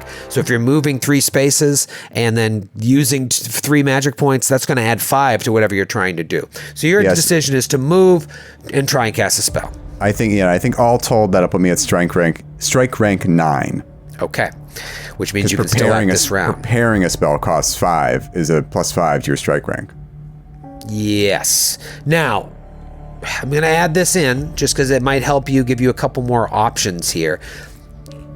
Preparing a spell costs 5, right? Rune spells always happen on strike rank 1. If you are actively working with spells and then you switch to weapons, it's +5 to switch to weapons. And then if you want to go back to spells, it's +5. But as long as you're attacking with weapons, you don't have to add that +5. It's only when you switch between magic and melee that you have to add that +5. And the reason I say all this is where you haven't done any melee yet, I would say you don't have to do that +5. Oh, okay, great. Yeah. All right. I've got a headache and my ears are bleeding. Strike rank 5, I believe. Yes. What is your intent with my daughter? Well, that's a whole different kind of RP. My intent is to, if I can, get behind this stall and cut him off at the knees as he goes by. Ooh, Hungry's gonna get the old knee cut. All right, yeah, your weapon's out. This is gonna come to blood. I think that's very possible depending on what Hungry's situation is. Varakos, seems like you've made I don't want to say you've made a friend, but you've calmed this fella down enough, but now things are getting out of control. What is your plan? Okay, I want to try to see what's going on here before, doing anything else. So I don't know how many strike ranks trying to figure out a situation is gonna cost. But first things first, I think my broadsword, I had my hand on the hilt of it. I'm gonna draw it and cast a Blade Sharp 2 on it. That, yes, is a spirit spell. I don't know what strike rank that means. I'm not sure. I would appreciate some guidance. Sure. So the way it works with, rune spells always happen on strike rank 1. Spirit spells use your dex modifier. So let's go ahead and look at your character real quick here. You are Vakaros. If you look under attributes, it says strike rank. Your strike rank is 4, and that's 3 dex and 1 size. So the dexterity is the only thing that's important for you. So your strike rank for a spell starts at 3 and then goes up based on the magic points that you use. Because imagine it's kind of like the equivalent of somatic components in spell casting. You need a free hand to be able to cast that spell, so it uses the dex part of your strike rank. And I feel really cool that I was able to explain that to you, because I feel like I actually learned something. Like, now I understand the periodic table, that kind of, anyways. So yeah, you would use dex 3, and then depending on how many magic points, it would then go up from there. Okay, so that's Blade Sharp 2. So what would that total be? Would that take me over 12? Blade Sharp 2. No, it takes 2 points, so 3 plus the first one's free, so 1. It would be strike rank 4. And then how many spaces are you moving? I am not going to move. You're not going to move. Yeah, no, that would happen on strike rank 4, in my estimation. Okay. So yeah, you would still have the opportunity, if you had something that was less than 8 strike ranks, to be able to do. So if you cast it on your blade, on your broadsword, Yes, my broadsword.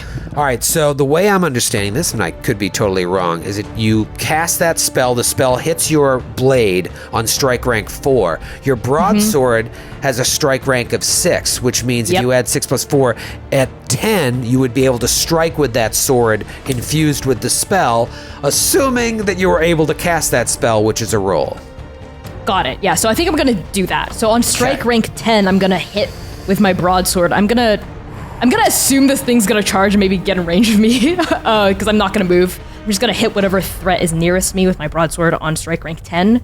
I suppose I don't have enough strike ranks left to try to reason with anyone. Yeah, no, you probably at that point do not, because then it just uses your full strike rank. So, all right, that's a good plan, though. It's a good plan because it looks like this is going to get ugly. And then Vasana, what is your intent? Vasana would now like to get on her bison. Oh, Vasana's mounting up. Okay. Yup. I don't know. It should be. I mean, I was leading Molon by a rope, so should be nearby. Yeah, right next to you, no problem. And the way I'm ruling this, because I'm not 100% sure how it works, is like anything that you're not sure what the strike rank is, it takes your what it says your strike rank is under attributes. So to mount up, unless you have something that's telling me different, would be 5. You would be able to be on the bison by strike rank 5, which means if you have anything that costs less than 7, you could still do it this round. Okay, yeah. I would like to prepare the demoralize spell, which she will use on that big boy that just charged in. On old Hungry? Okay. Yeah. All right, so that costs 2 points, and then your dex part of your strike rank is 3, so that would be strike rank 4. So basically, you would be able to mount up on strike rank 5, and then on strike rank 9, you would be able to cast Demoralize, assuming you're able to hit that roll. And I think the roll to cast spirit spells is you have to roll under your power times 5. Does that sound right? We can look it up. Yeah, I think that's how it works. Yes, you're correct. I am correct. Okay. You know, this is one of those games that, like, if you just play for 75 hours, you really get the hang of. But we're going to do it in 6. Because I already feel pretty good about this, because now we're going to get into it. I don't have to tell you my intent. I don't have to tell you anything. So move. If you said you were going to move in your intentions, go ahead and move your characters, and I am going to do the same. All right, so only Macarios, right? Oh, no, Aranda. That's right. Aranda wanted to sneak under there. All right, so just keep in mind how many spaces you moved, because it will add, for every space you move, it will add 1 to your strike rank. All right, here's what's going to happen. This guy back here, actually, you know what? They're content. They're watching this all go down. They were surprised that the one that was talking to Varakos was like, these guys are cool, don't worry about it, let's get them a drink. And now they're just laughing drunkenly, seeing Hungry come running down directly at all of you. So let's just go right into strike rank here and see what happens. So at strike rank 1, I don't think anyone is casting any rune spells, right? All the magic that's taking place is spirit magic. Great. Anything happening on strike rank 2? 3, 4? Blade sharp. Blade sharp. Okay, so you draw your blade and you cast blade sharp. So what is your power? My power is only a 12, so I think that's a times 5. That's 75? 60. Okay. 60, I think, yeah. So you've got to roll a 60 or under. And if you crit or get a special, I think you get added bonuses. Question. I'm looking under page 34 of the starter set, book 1, about increasing casting chances, and it says you can augment with skills just like any other ability thing. But if I spend 2 melee rounds trying to augment this skill, the chances of success is normal. Otherwise, it's halved.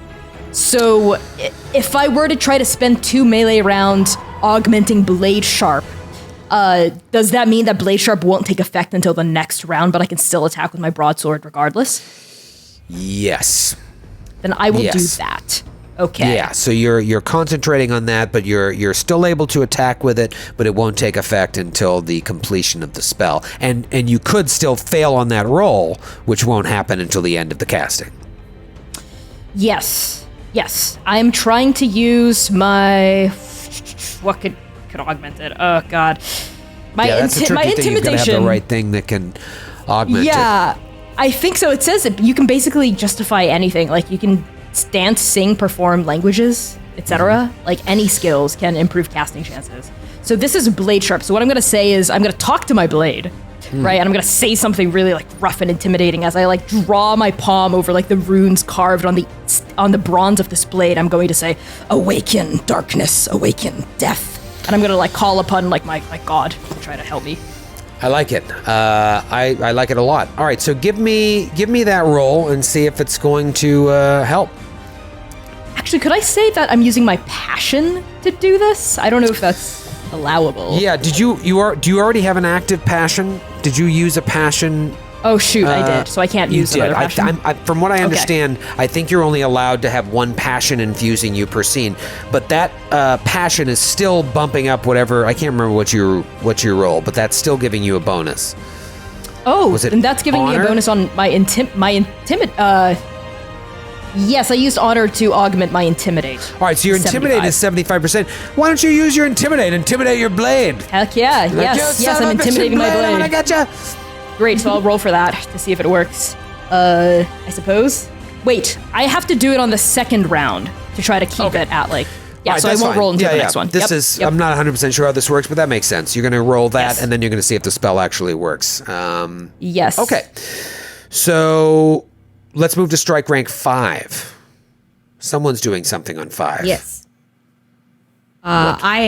You see Vasana just like hop, skip, and like jump, like does a little from her ballet training in her younger years. Just leap on over to onto Molon. Leaps onto Molon. I was looking for a pawn of a bison, and all that's coming up is handguns. Very interesting. So here's Molon. Just that gun right there. I don't know why all that's coming up is guns. Molon looks suspiciously like a futuristic pistol. Well, Molon is going to do some damage in future rounds here. All right, so you mount up on Molon on strike rank 5. Is anybody else doing anything on strike rank 5? And by the way, if anyone has abilities that happen on the same strike rank, it goes by who has the highest dex first, and then it goes down in dexterity order. Anybody else acting on strike rank 5? Okay. Strike rank 6, 7. Me. I think I'm 7. Remind me again what your plan was. To hide cut back the here. knees. So I couldn't quite fit on that square. So basically whenever Hungry comes down this way is to kind of get him at the knees. That's right, and I forgot to move Hungry during the move unengaged players round. So here's what's going to happen. Hungry is going to come running down and barrel through all of you, okay? And so Aranda, you're going to get to do your thing in a second. But basically, Varakos, Vasana, and Makarios all need to roll a dodge. And Vakarios, you take a -20 because you failed your listen roll. Aranda failed as well, or didn't roll it because she didn't have scan, but moved out of the way. But Makarios, you take a -20% to this to try and dodge out of the way of this barreling great troll. Great. How does that work for being on a bison? Use Molon's skill. You want to know what's a real kick in the pants? I rolled a 33, and my dodge is a 33. But because I take that -20, I fail. All right, that's fine. You're basically just spent you're sent sprawling if you fail, and so it's just going to add 1 to your strike rank this round. So it may slow down your ability to do multiple things if that was your plan. Did anybody else fail? I don't see a dodge actually for the bison, so I could either use mine or can I try to possibly headbutt instead? The headbutt headbutt the bison. Just use your Yeah. dodge. That's fine. I'll say that. I just you use can my carry dodge, it over. okay. Yeah, and actually, since this would have happened before you mounted up, it would be your dodge anyways. Okay. And if you succeed, you're able to pull Molon with you. Okay, I did succeed on that. Okay, great. Barely. And Varakos, did you get out of the way?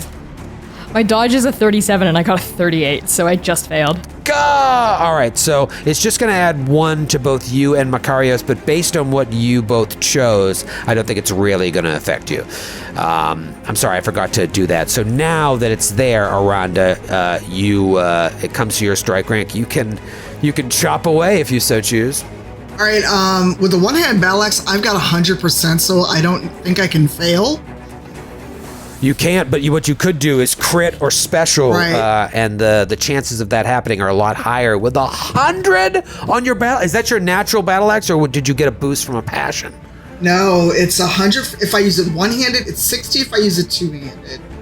Oh my god. Okay, so 100, and it does crazy damage. All right, let's see what you roll here. All right. I got a 36. 36, so close to a special, but it is a success. So anything under a 20 would have been a special. And the way criticals basically gives you double max damage. A special allows you to roll twice, like a normal, like a Pathfinder critical. A success is a success, a failure is a failure, a fumble is bad news. So you just do a straight up success. I will say, because it was focused on barreling down the way, it's not even going to attempt to dodge or parry the attack because it was trying to just knock all of you over, and succeeded, pushing Makarios and Varakos out of the way. So go ahead and you can roll your damage, but also roll a d20 to see where you hit on the creature.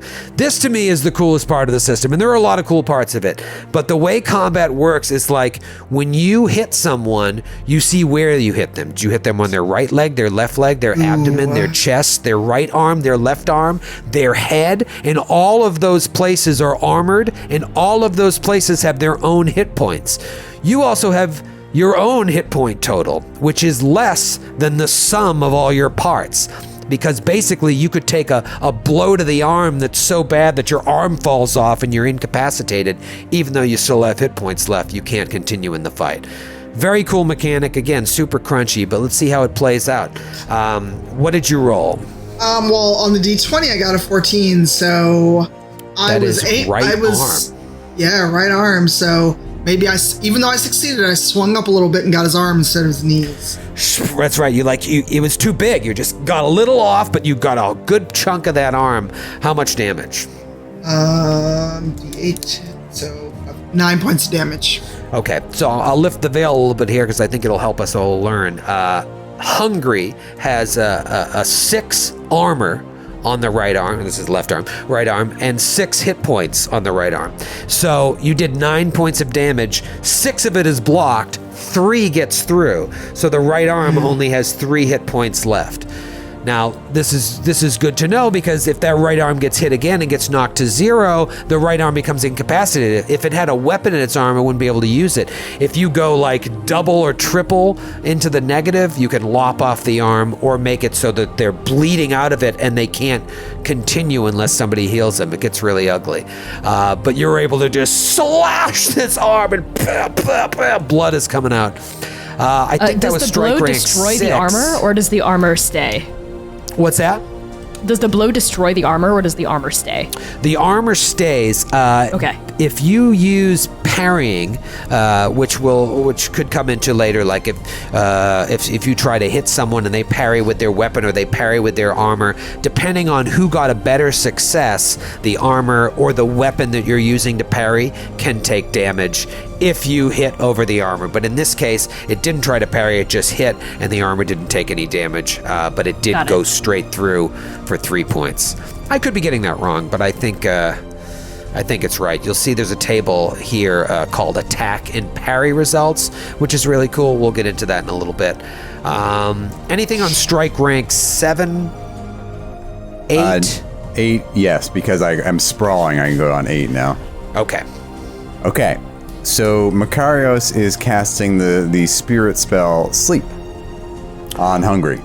Sleep on Hungry. All right. Do you have the text of Sleep? Tell me about this. I will tell you about it. It's if the caster can overcome the target's power, target falls asleep for the spell's duration, not awakening unless attacked or otherwise strongly disturbed.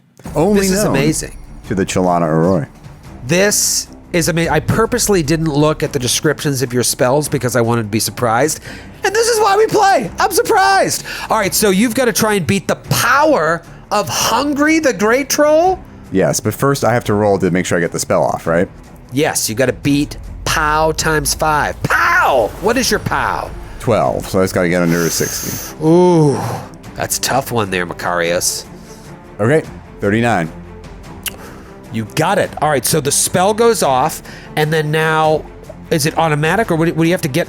You have to roll again, or what happens? So this is technically a resistance roll. All targets, I love except these. voluntary ones, resist spells cast at them and need to be overcome, power versus power, using the resistance table on page 10. Oh, An dude, adventurer I'm may such try- a loser. I think resistance tables are so cool. You are a loser, but not for that reason. How dare you? So I can try to augment my chance of success by using an appropriate spell or through the use of the meditate skill, but I'm not doing that here because we don't have time to meditate. There's no time. You're in the middle of a battle. All right, well, I'll tell you right now, Hungry has a power of 10, and she is the passive combatant. What is your power? 12. 12. So looking at this table, that is going to be, even my glasses, looks like a 60% chance. Okay. So do I roll again now, right? You Is that roll the again, idea? and if you roll a 60 or under, Hungry goes to sleep. For 2 minutes. Okay. 9. Oh my God! You just put the Great Troll to sleep. If there were bottle caps in this game, I would give you one. That's amazing. So this troll comes lumbering down Butcher Street. All the other guys are laughing like, oh, just you wait. Wait till you see what's going to happen. Shaboom, shaboom, shaboom. Knocks Makarios out of the way. Knocks Varakos out of the way. Sends them sprawling into the stalls. Hits here. Aranda slashes its right arm. And then Makarios, peaceful as can be, makes it go to sleep. And the Great Troll falls to the ground, snoring. Let's go to strike rank 8. There are still 5 trolls here. The one next to Varakos seems cool for now. But all they saw was Aranda take a hatchet to one of its arms and it fell to the ground. Maybe they think it's dead. You are not out of this yet, and the city guard is nowhere in sight. Strike rank 8. Anybody? Strike rank 9. Yo. Nobody. I did. Oh, you got it. Okay, what do you got? So I was able to, at this point, cast Demoralize, because even though he's asleep, sleep lasts for 2 minutes, whereas Demoralize lasts 5. Oh, can you imagine his poor dreams? He's having terrible insecure dreams. Yeah, right. Him So naked in front of his Demoralize- class. Yeah. Picture everybody, all the trolls naked. With Demoralize, the target will try to retreat if possible, but if not, the target attacks at half chance. So it's definitely worth it to, once he wakes up, to try to still have that cast on him. I like it. I like it. so And you I know, shall you're do welcome so. to, even though your intent was this troll, if you're like seeing what Aranda and Makarios did, want to divert that to another troll, you're welcome to, or still use it on this. It's totally up to you. I just want to give you that option. I think with those other trolls being drunk, I think I have a better chance fighting them off. Would like to still use that spell on. Awesome. Was his name Hungry? Hungry, yes. Still use that spell on Hungry. Okay. So from atop your mighty bison, Malone, you cast this. Give me a power times 5 rule. And if you've cast spells, just make sure you're keeping track of your spell points. No one's used rune spells, which are much more powerful. So what's your POW? I need to roll below a 75. However, because I did so poorly on that previous passion roll, I have to roll below a 60. Okay. right? Because it's still for the That's duration. still in effect, yeah. Yes. If it's a passion that affects what you're trying to do. And I rolled a 56. Oh, so wait, you're So good? I'm good. You're good. All right, you cast it. You cast Yes. it, and now is it a resistance roll to try and resist the demoralize? Is it? Or am I just demoralized and asleep? I don't know. Like the resistance roll. All Okay. targets roll until the end of Jesus. Might just be automatic. It might be. Matthew, your spell said specifically a resistance roll? It says specifically if the caster can overcome the target's power. Oh, okay. So And yours doesn't say that, Noura? No. All right, so it is demoralized. And what are the mechanical complications for that? So he'll either try to retreat if he can. But if not, when he attacks at half the chance. So it lessens the percentage of like how possible it is he has to attack. Okay. You got a half whatever that percentage is. All right, so she's asleep. She's demoralized. Things are not great for this troll who is coming here hoping to do some significant damage, if not to you, to this market. Let's talk about strike rank 9. Does anyone have anything else left in this round? 10. I have my broadsword at 10. You have your broadsword at 10. What are you thinking here? Did that guy that you made friends with just give him a slash to the face? So, question about when the landscape of the battle changes. Are we still beholden to what we declared during the intention phase? You know, I don't think so. It just seems like that wouldn't be fun. And one of the things they talk about in the rule book is rule of fun, maximum game fun. MGF is what they call it. So it'd be a lot more fun now that you know that troll is down. If you wanted to move and attack somebody else, you could do it. You just got to make sure you have the strike ranks left, because now we're on strike rank 10, which means you could only move 2 spaces. I don't know where you'd be able to get. Could I use my broadsword to attack a market stall to gain the other troll's attention and like shout something at them? Okay, yeah, absolutely. You could also attack Macarius. Just throwing that out there. He seems kind of lame. Might just want to take him out of the maze. Yeah, I try to behead my ally. I've got a pet snake. He does have a pet snake, and he put a troll to sleep. All right, so you want to attack a stall nearby, and what is the purpose? Like to just get everyone's attention, and I want to try to shout something in what they call it, in Hjortling, so the other trolls to get their attention. Okay, all right, give it a try, give it a whirl. I'm gonna say it's an automatic hit. You're a badass two weapon wielding warrior. You can hit the broadside of a stall. So you hit it, and what do you yell out? Enough! Peace, I say, peace, my trollish cousins. What is the reason behind this disturbance? Why has this hungry troll barreled down Butcher Street? Why are you drunk? Why are you causing a rabble? What ails you? Answer. I like it. I will say that give me a roll to see how well that succeeded. What kind of a roll? I want to do intimidate again, but you're not really intimidating. You're trying to speak to past their drunkenness. But I think you can still use intimidate, because intimidate doesn't necessarily mean you're trying to bully them. Like, you're using the power of your voice and your warrior heart to try to get through to them. So awesome. Use your intimidate. It's been infused by your passion. It's boosted already. I think you should continue rolling with it. Great. It's a success. That's a 44. All right. So I'm going to say the one in front of you is he doesn't look like he would ever raise arms against you now. You've really gotten through to him. They have a 10% Hjortling. I rolled a 1 last time. I rolled an 8 this time, so he completely understands. One of the other guys, for mechanics' sake, it looks like he's down as well. But there's still 3 other trolls that you don't know quite where they stand.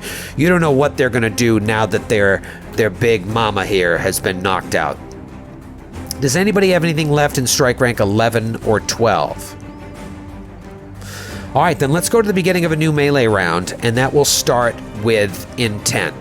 It may not look it, well, actually it should look it. You just put this troll to sleep and to demoralize. But like this one is out of the fight right now, the one right next to Varakos. And then this dude way in the back here is kind of like, you know what? I like the cut of that wolfman's jib. He doesn't look like he's as aggressive as he was moments earlier. However, I will tell you this. The two directly behind Hungry look pissed. What is your intent in round 2? Macarius. Thank you. When we announce our intent, can we condition it? Like if I say I want to follow where Aranda goes to provide any healing that may come up, like can I do that? Can I say that kind of thing? Yeah. Honestly, it's one of those things where I'm not 100% sure what the rules want you to do, but to me that seems more fun. And so make it conditional.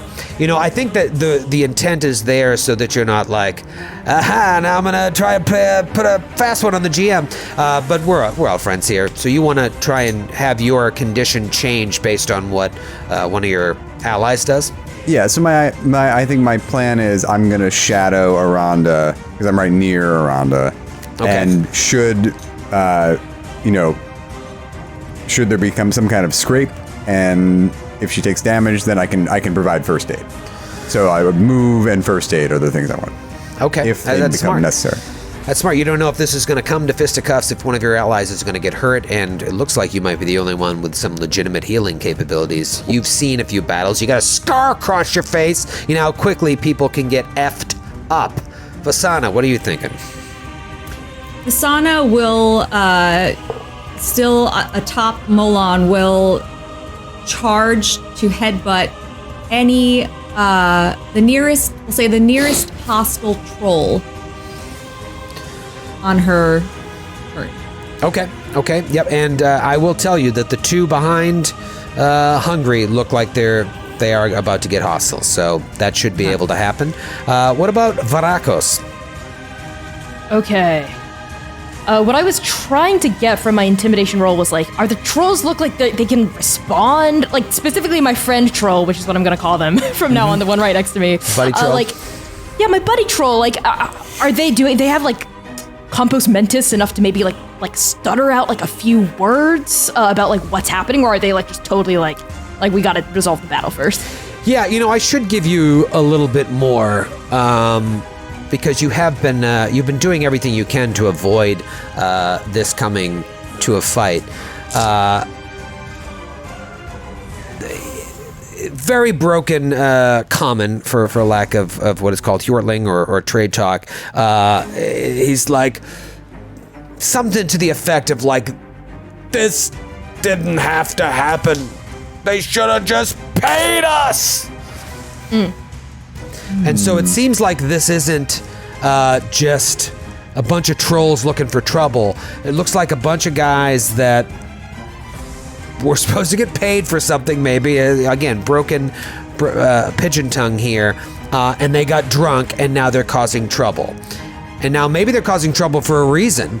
Beyond that, maybe they think it's going to lead to something else, but it doesn't look like they're just bad guys doing bad things. There's a reason for this.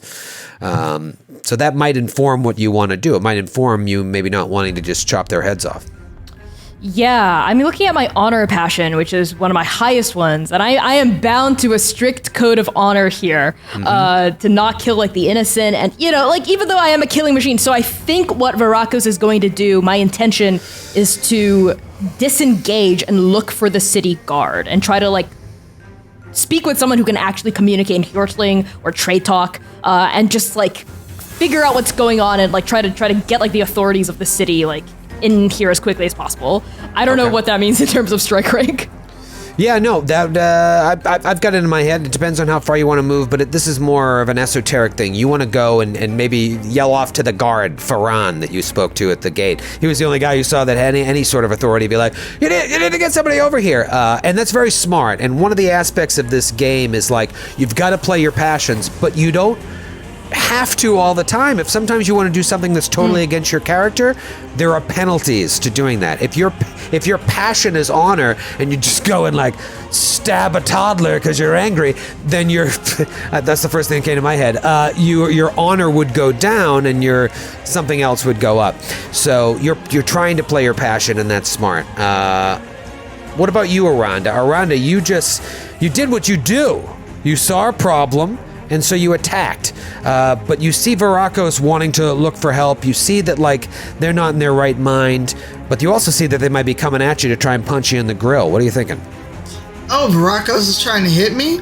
Not Varakos, these trolls. Oh, I was like, wait a minute. No, I'm trying to get help. Varakos is cool. He's going to go get help. But these trolls, they're mad and they're drunk. Well, we tried to not fight with them, so I'm going to be ready. Can I hold my action until someone's closer to me, because I haven't moved? Yeah, and if is your intention to move up to a troll and start fighting, or to just like engage with a troll that comes at you? I'm in a good spot. I want to engage with the troll if one comes near me. Okay. There's one coming. All right, then. What about... I think that's everybody. Oh, did Vasana, did I catch you? Yeah, I'm going to charge. I'm going to headbutt. That's say right, the headbutt. nearest hostile troll. All right, so this is... Which, for movement, did you say each square had a strike range? Yeah, so each square that you move, and diagonals don't cost you double or anything, each adjacent square that you move adds 1 to your strike rank. Okay, so I believe then if I do charge, I could only charge 4 within 4 squares. Okay, well that's okay, because this troll here, I'm going to move my trolls, is coming up towards you. No problem. And this one here, behind Hungry, is coming up towards Aranda. So Aranda, you don't even have to move. It walked right up towards you. And then the ones in the back, they just look like they're so amused by this. They just want to see this fight go down. Whereas the 2 that are coming up to engage are angry at what you did to Hungry. These ones are just drunk and like taking it in like a night at the theater. So let's move into the next melee round here. It is strike rank 1. Is anyone casting any rune spells or anything that would happen on strike rank 1? Probably not, right? Now, Makarios, you do what you need to do. You jump in when you want to. Strike rank 2. 3. Me, because I didn't have to move. That's right. Oh, God, what are you going to do? Oh, I'm using my battle axe. Can I make a decision on whether it's one or two-handed after I roll? Sure. If that's more fun. Now, where are you getting strike rank 3, though? Because I see a strike rank 6 for the battle axe. Oh, so do I not have strike? Okay, Oh maybe yeah, I'm a little bit confused, this is confusing to me too. Yeah, so basically where you didn't move, you don't add to that 6, but to use your battle axe, you use the SR of 6. Okay, then I'll wait till 6. Yeah, if you wanted to use your short spear, it's only an SR of 5. Those numbers take into account your strike rank under attributes of 3. It like starts at a 3 and then it adds to that. Yeah, it's okay. Then I'm going to attack, but I'll wait till it's actually my round. okay. Yeah, I wrapped my head around that about 2 hours before the stream. Okay, strike rank 4, anyone? 5? I know there's a 5er! All right, Aranda, we're back to you at 6. All right, I'm rolling to attack. I want to see it cut this guy's head off. Even though he seems my like God, a totally cool guy. That'd be amazing. Ooh, and that is 55.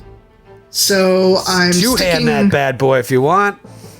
You know what? Let's two-hand it.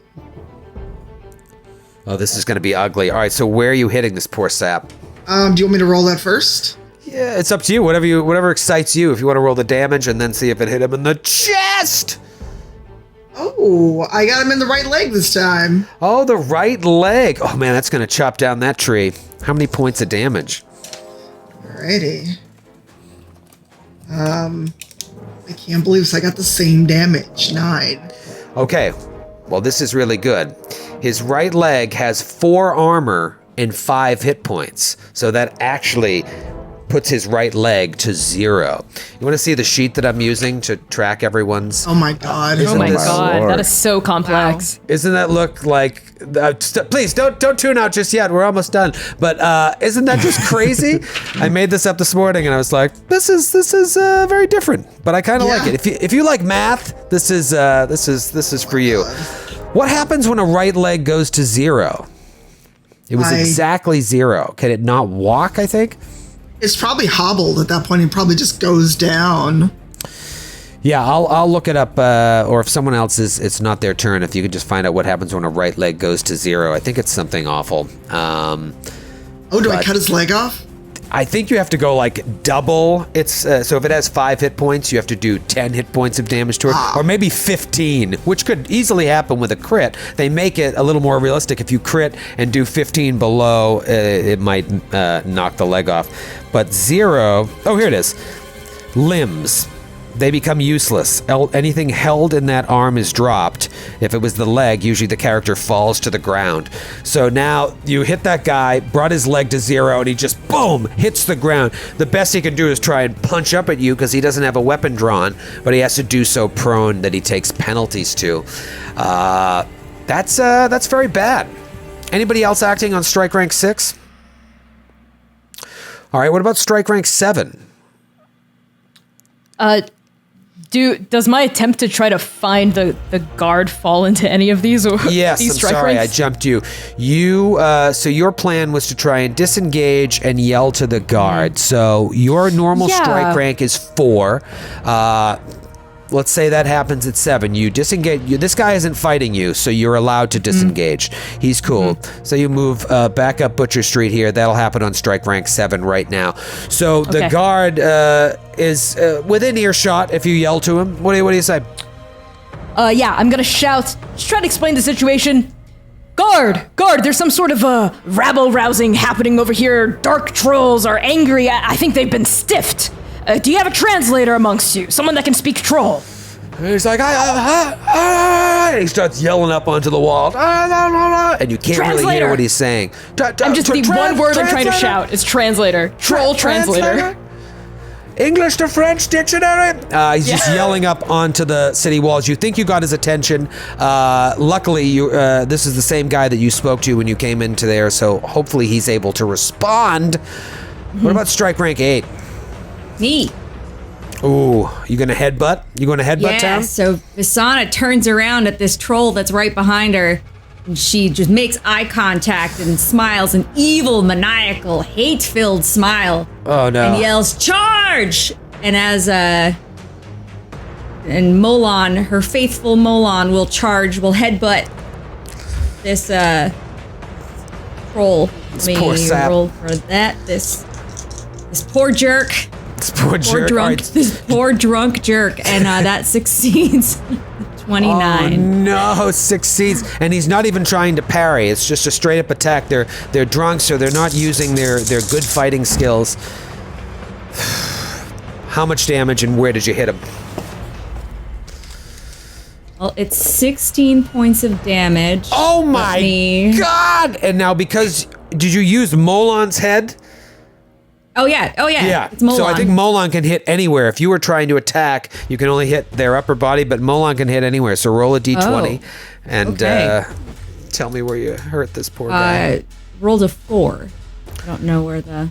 I have it right. Right leg. Right leg. The right leg. And 16 points of damage? Yes. Okay, so 12 of it get through, which means you put the right leg at -7. So it's same thing as you hit him, you just hear snap as the troll's leg buckles under the bison's headbutt. Snap, and he hits the guy's just screaming helplessly on the ground. It goes to strike rank 8. And I'm going to say, for flavor's sake, this is when they were going to attack. They're so wrapped up in their wounds, they don't even swing out at you.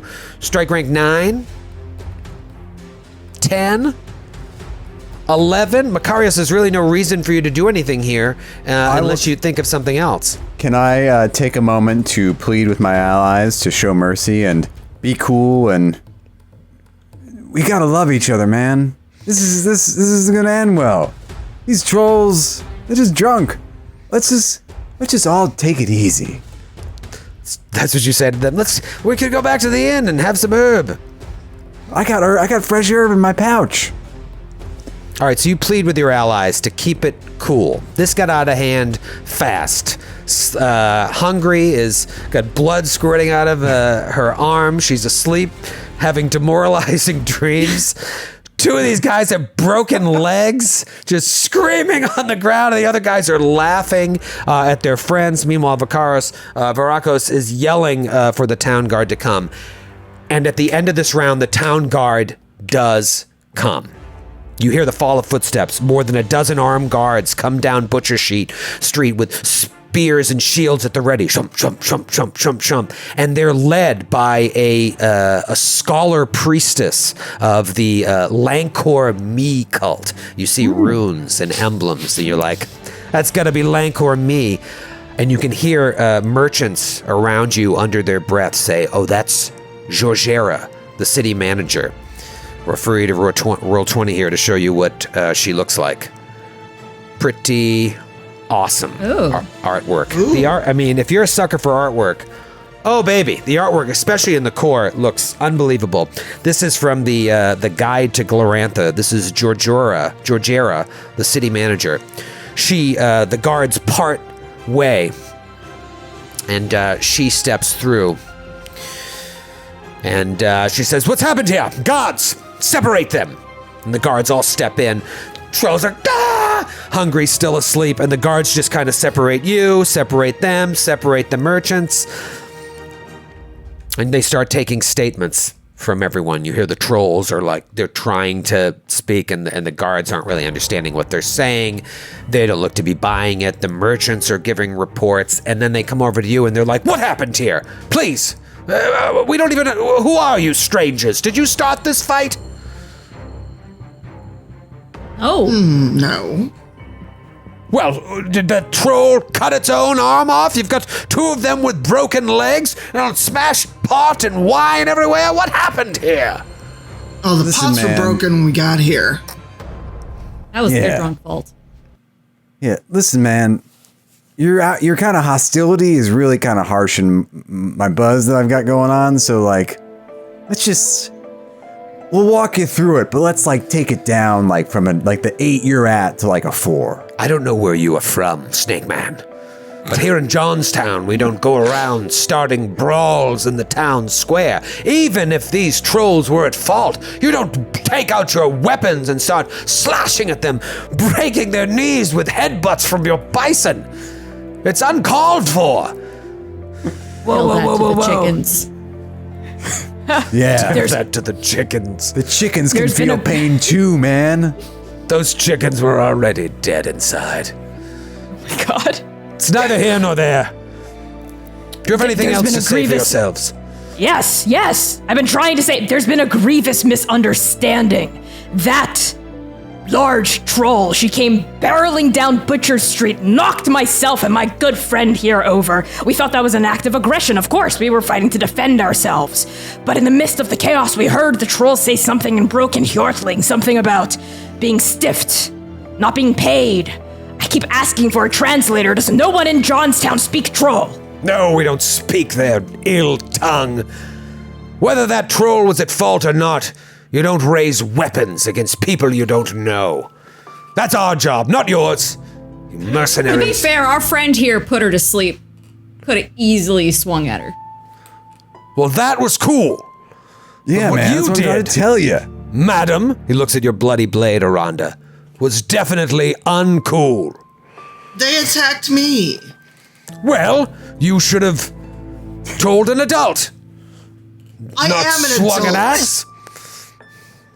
Are you talking to me like I'm some foolish girl wielding a weapon I don't know how to carry? Well, it's clear I you am know an how to adult. use it, but do you know when to use it? Yes, when someone's charging at me. I'm an avowed pacifist, and even I agree with that. And you, Bison Woman? I see you have the runes of Orlanth on you. You must have some wisdom about you. My loyalty is to Orlanth and to my family and to my compatriots and not to these trolls who attacked not only our party, but your chickens. All right, hold on. I will tell Georgera. And so they go over to confer with the city manager, and the ones that were talking to the trolls go over to speak with Georgera, and then Hungry is like slowly coming awake, and you just see she's totally demoralized as she's coming out of a groggy state. And then she looks at her arm and she's like, ah! It's blood squirting out of it, and a local healer comes by and at least Wait, can dresses the Macarios wound. do first aid on her arm? You want to do first? They won't let you near the trolls. They've separated you because they don't Come want on, you man, I'm a sharing healer. stories. No, get out of here. We know what you've done. You've done enough, Snake Boy. Whisper, we're always going to be misunderstood. Best we just go our own way, I guess. Macarios walks over and sulks underneath underneath the awning. You see the city guard conferring with the city managers. She's got that cool fake King Tut beard thing. She's nodding and listening and taking all this information in. And then she raises her hand like she's heard enough. And she walks out. And this is a big display here. All the people in the market are watching her, seeing how she's going to handle this. There's been a lot of strife here in Johnstown. They need to know that they have strong leadership. And Georgera is one of the de facto leaders here. And she says, I have heard enough. There is no tolerance for troublemakers here in Johnstown. All of you involved in the brawl, trolls and strangers alike, points at the four of you, are under arrest. Guards, gather them up. And we'll see you next week. What? Oh my god. You're going to jail. What? You're going We to did our best to Johnstown avoid that. jail. Oh You no. think Macarios is gonna be skulky now? Like, now you arrested him? Macarios Never- grabs his pouch and just starts ingesting as much herb as possible. Give me that. Give me that. The other orifice. The other one. Folks, thanks for watching. We will see you next week for part 2 of our RuneQuest adventure, where we'll know the rules slightly better. Good night, everybody.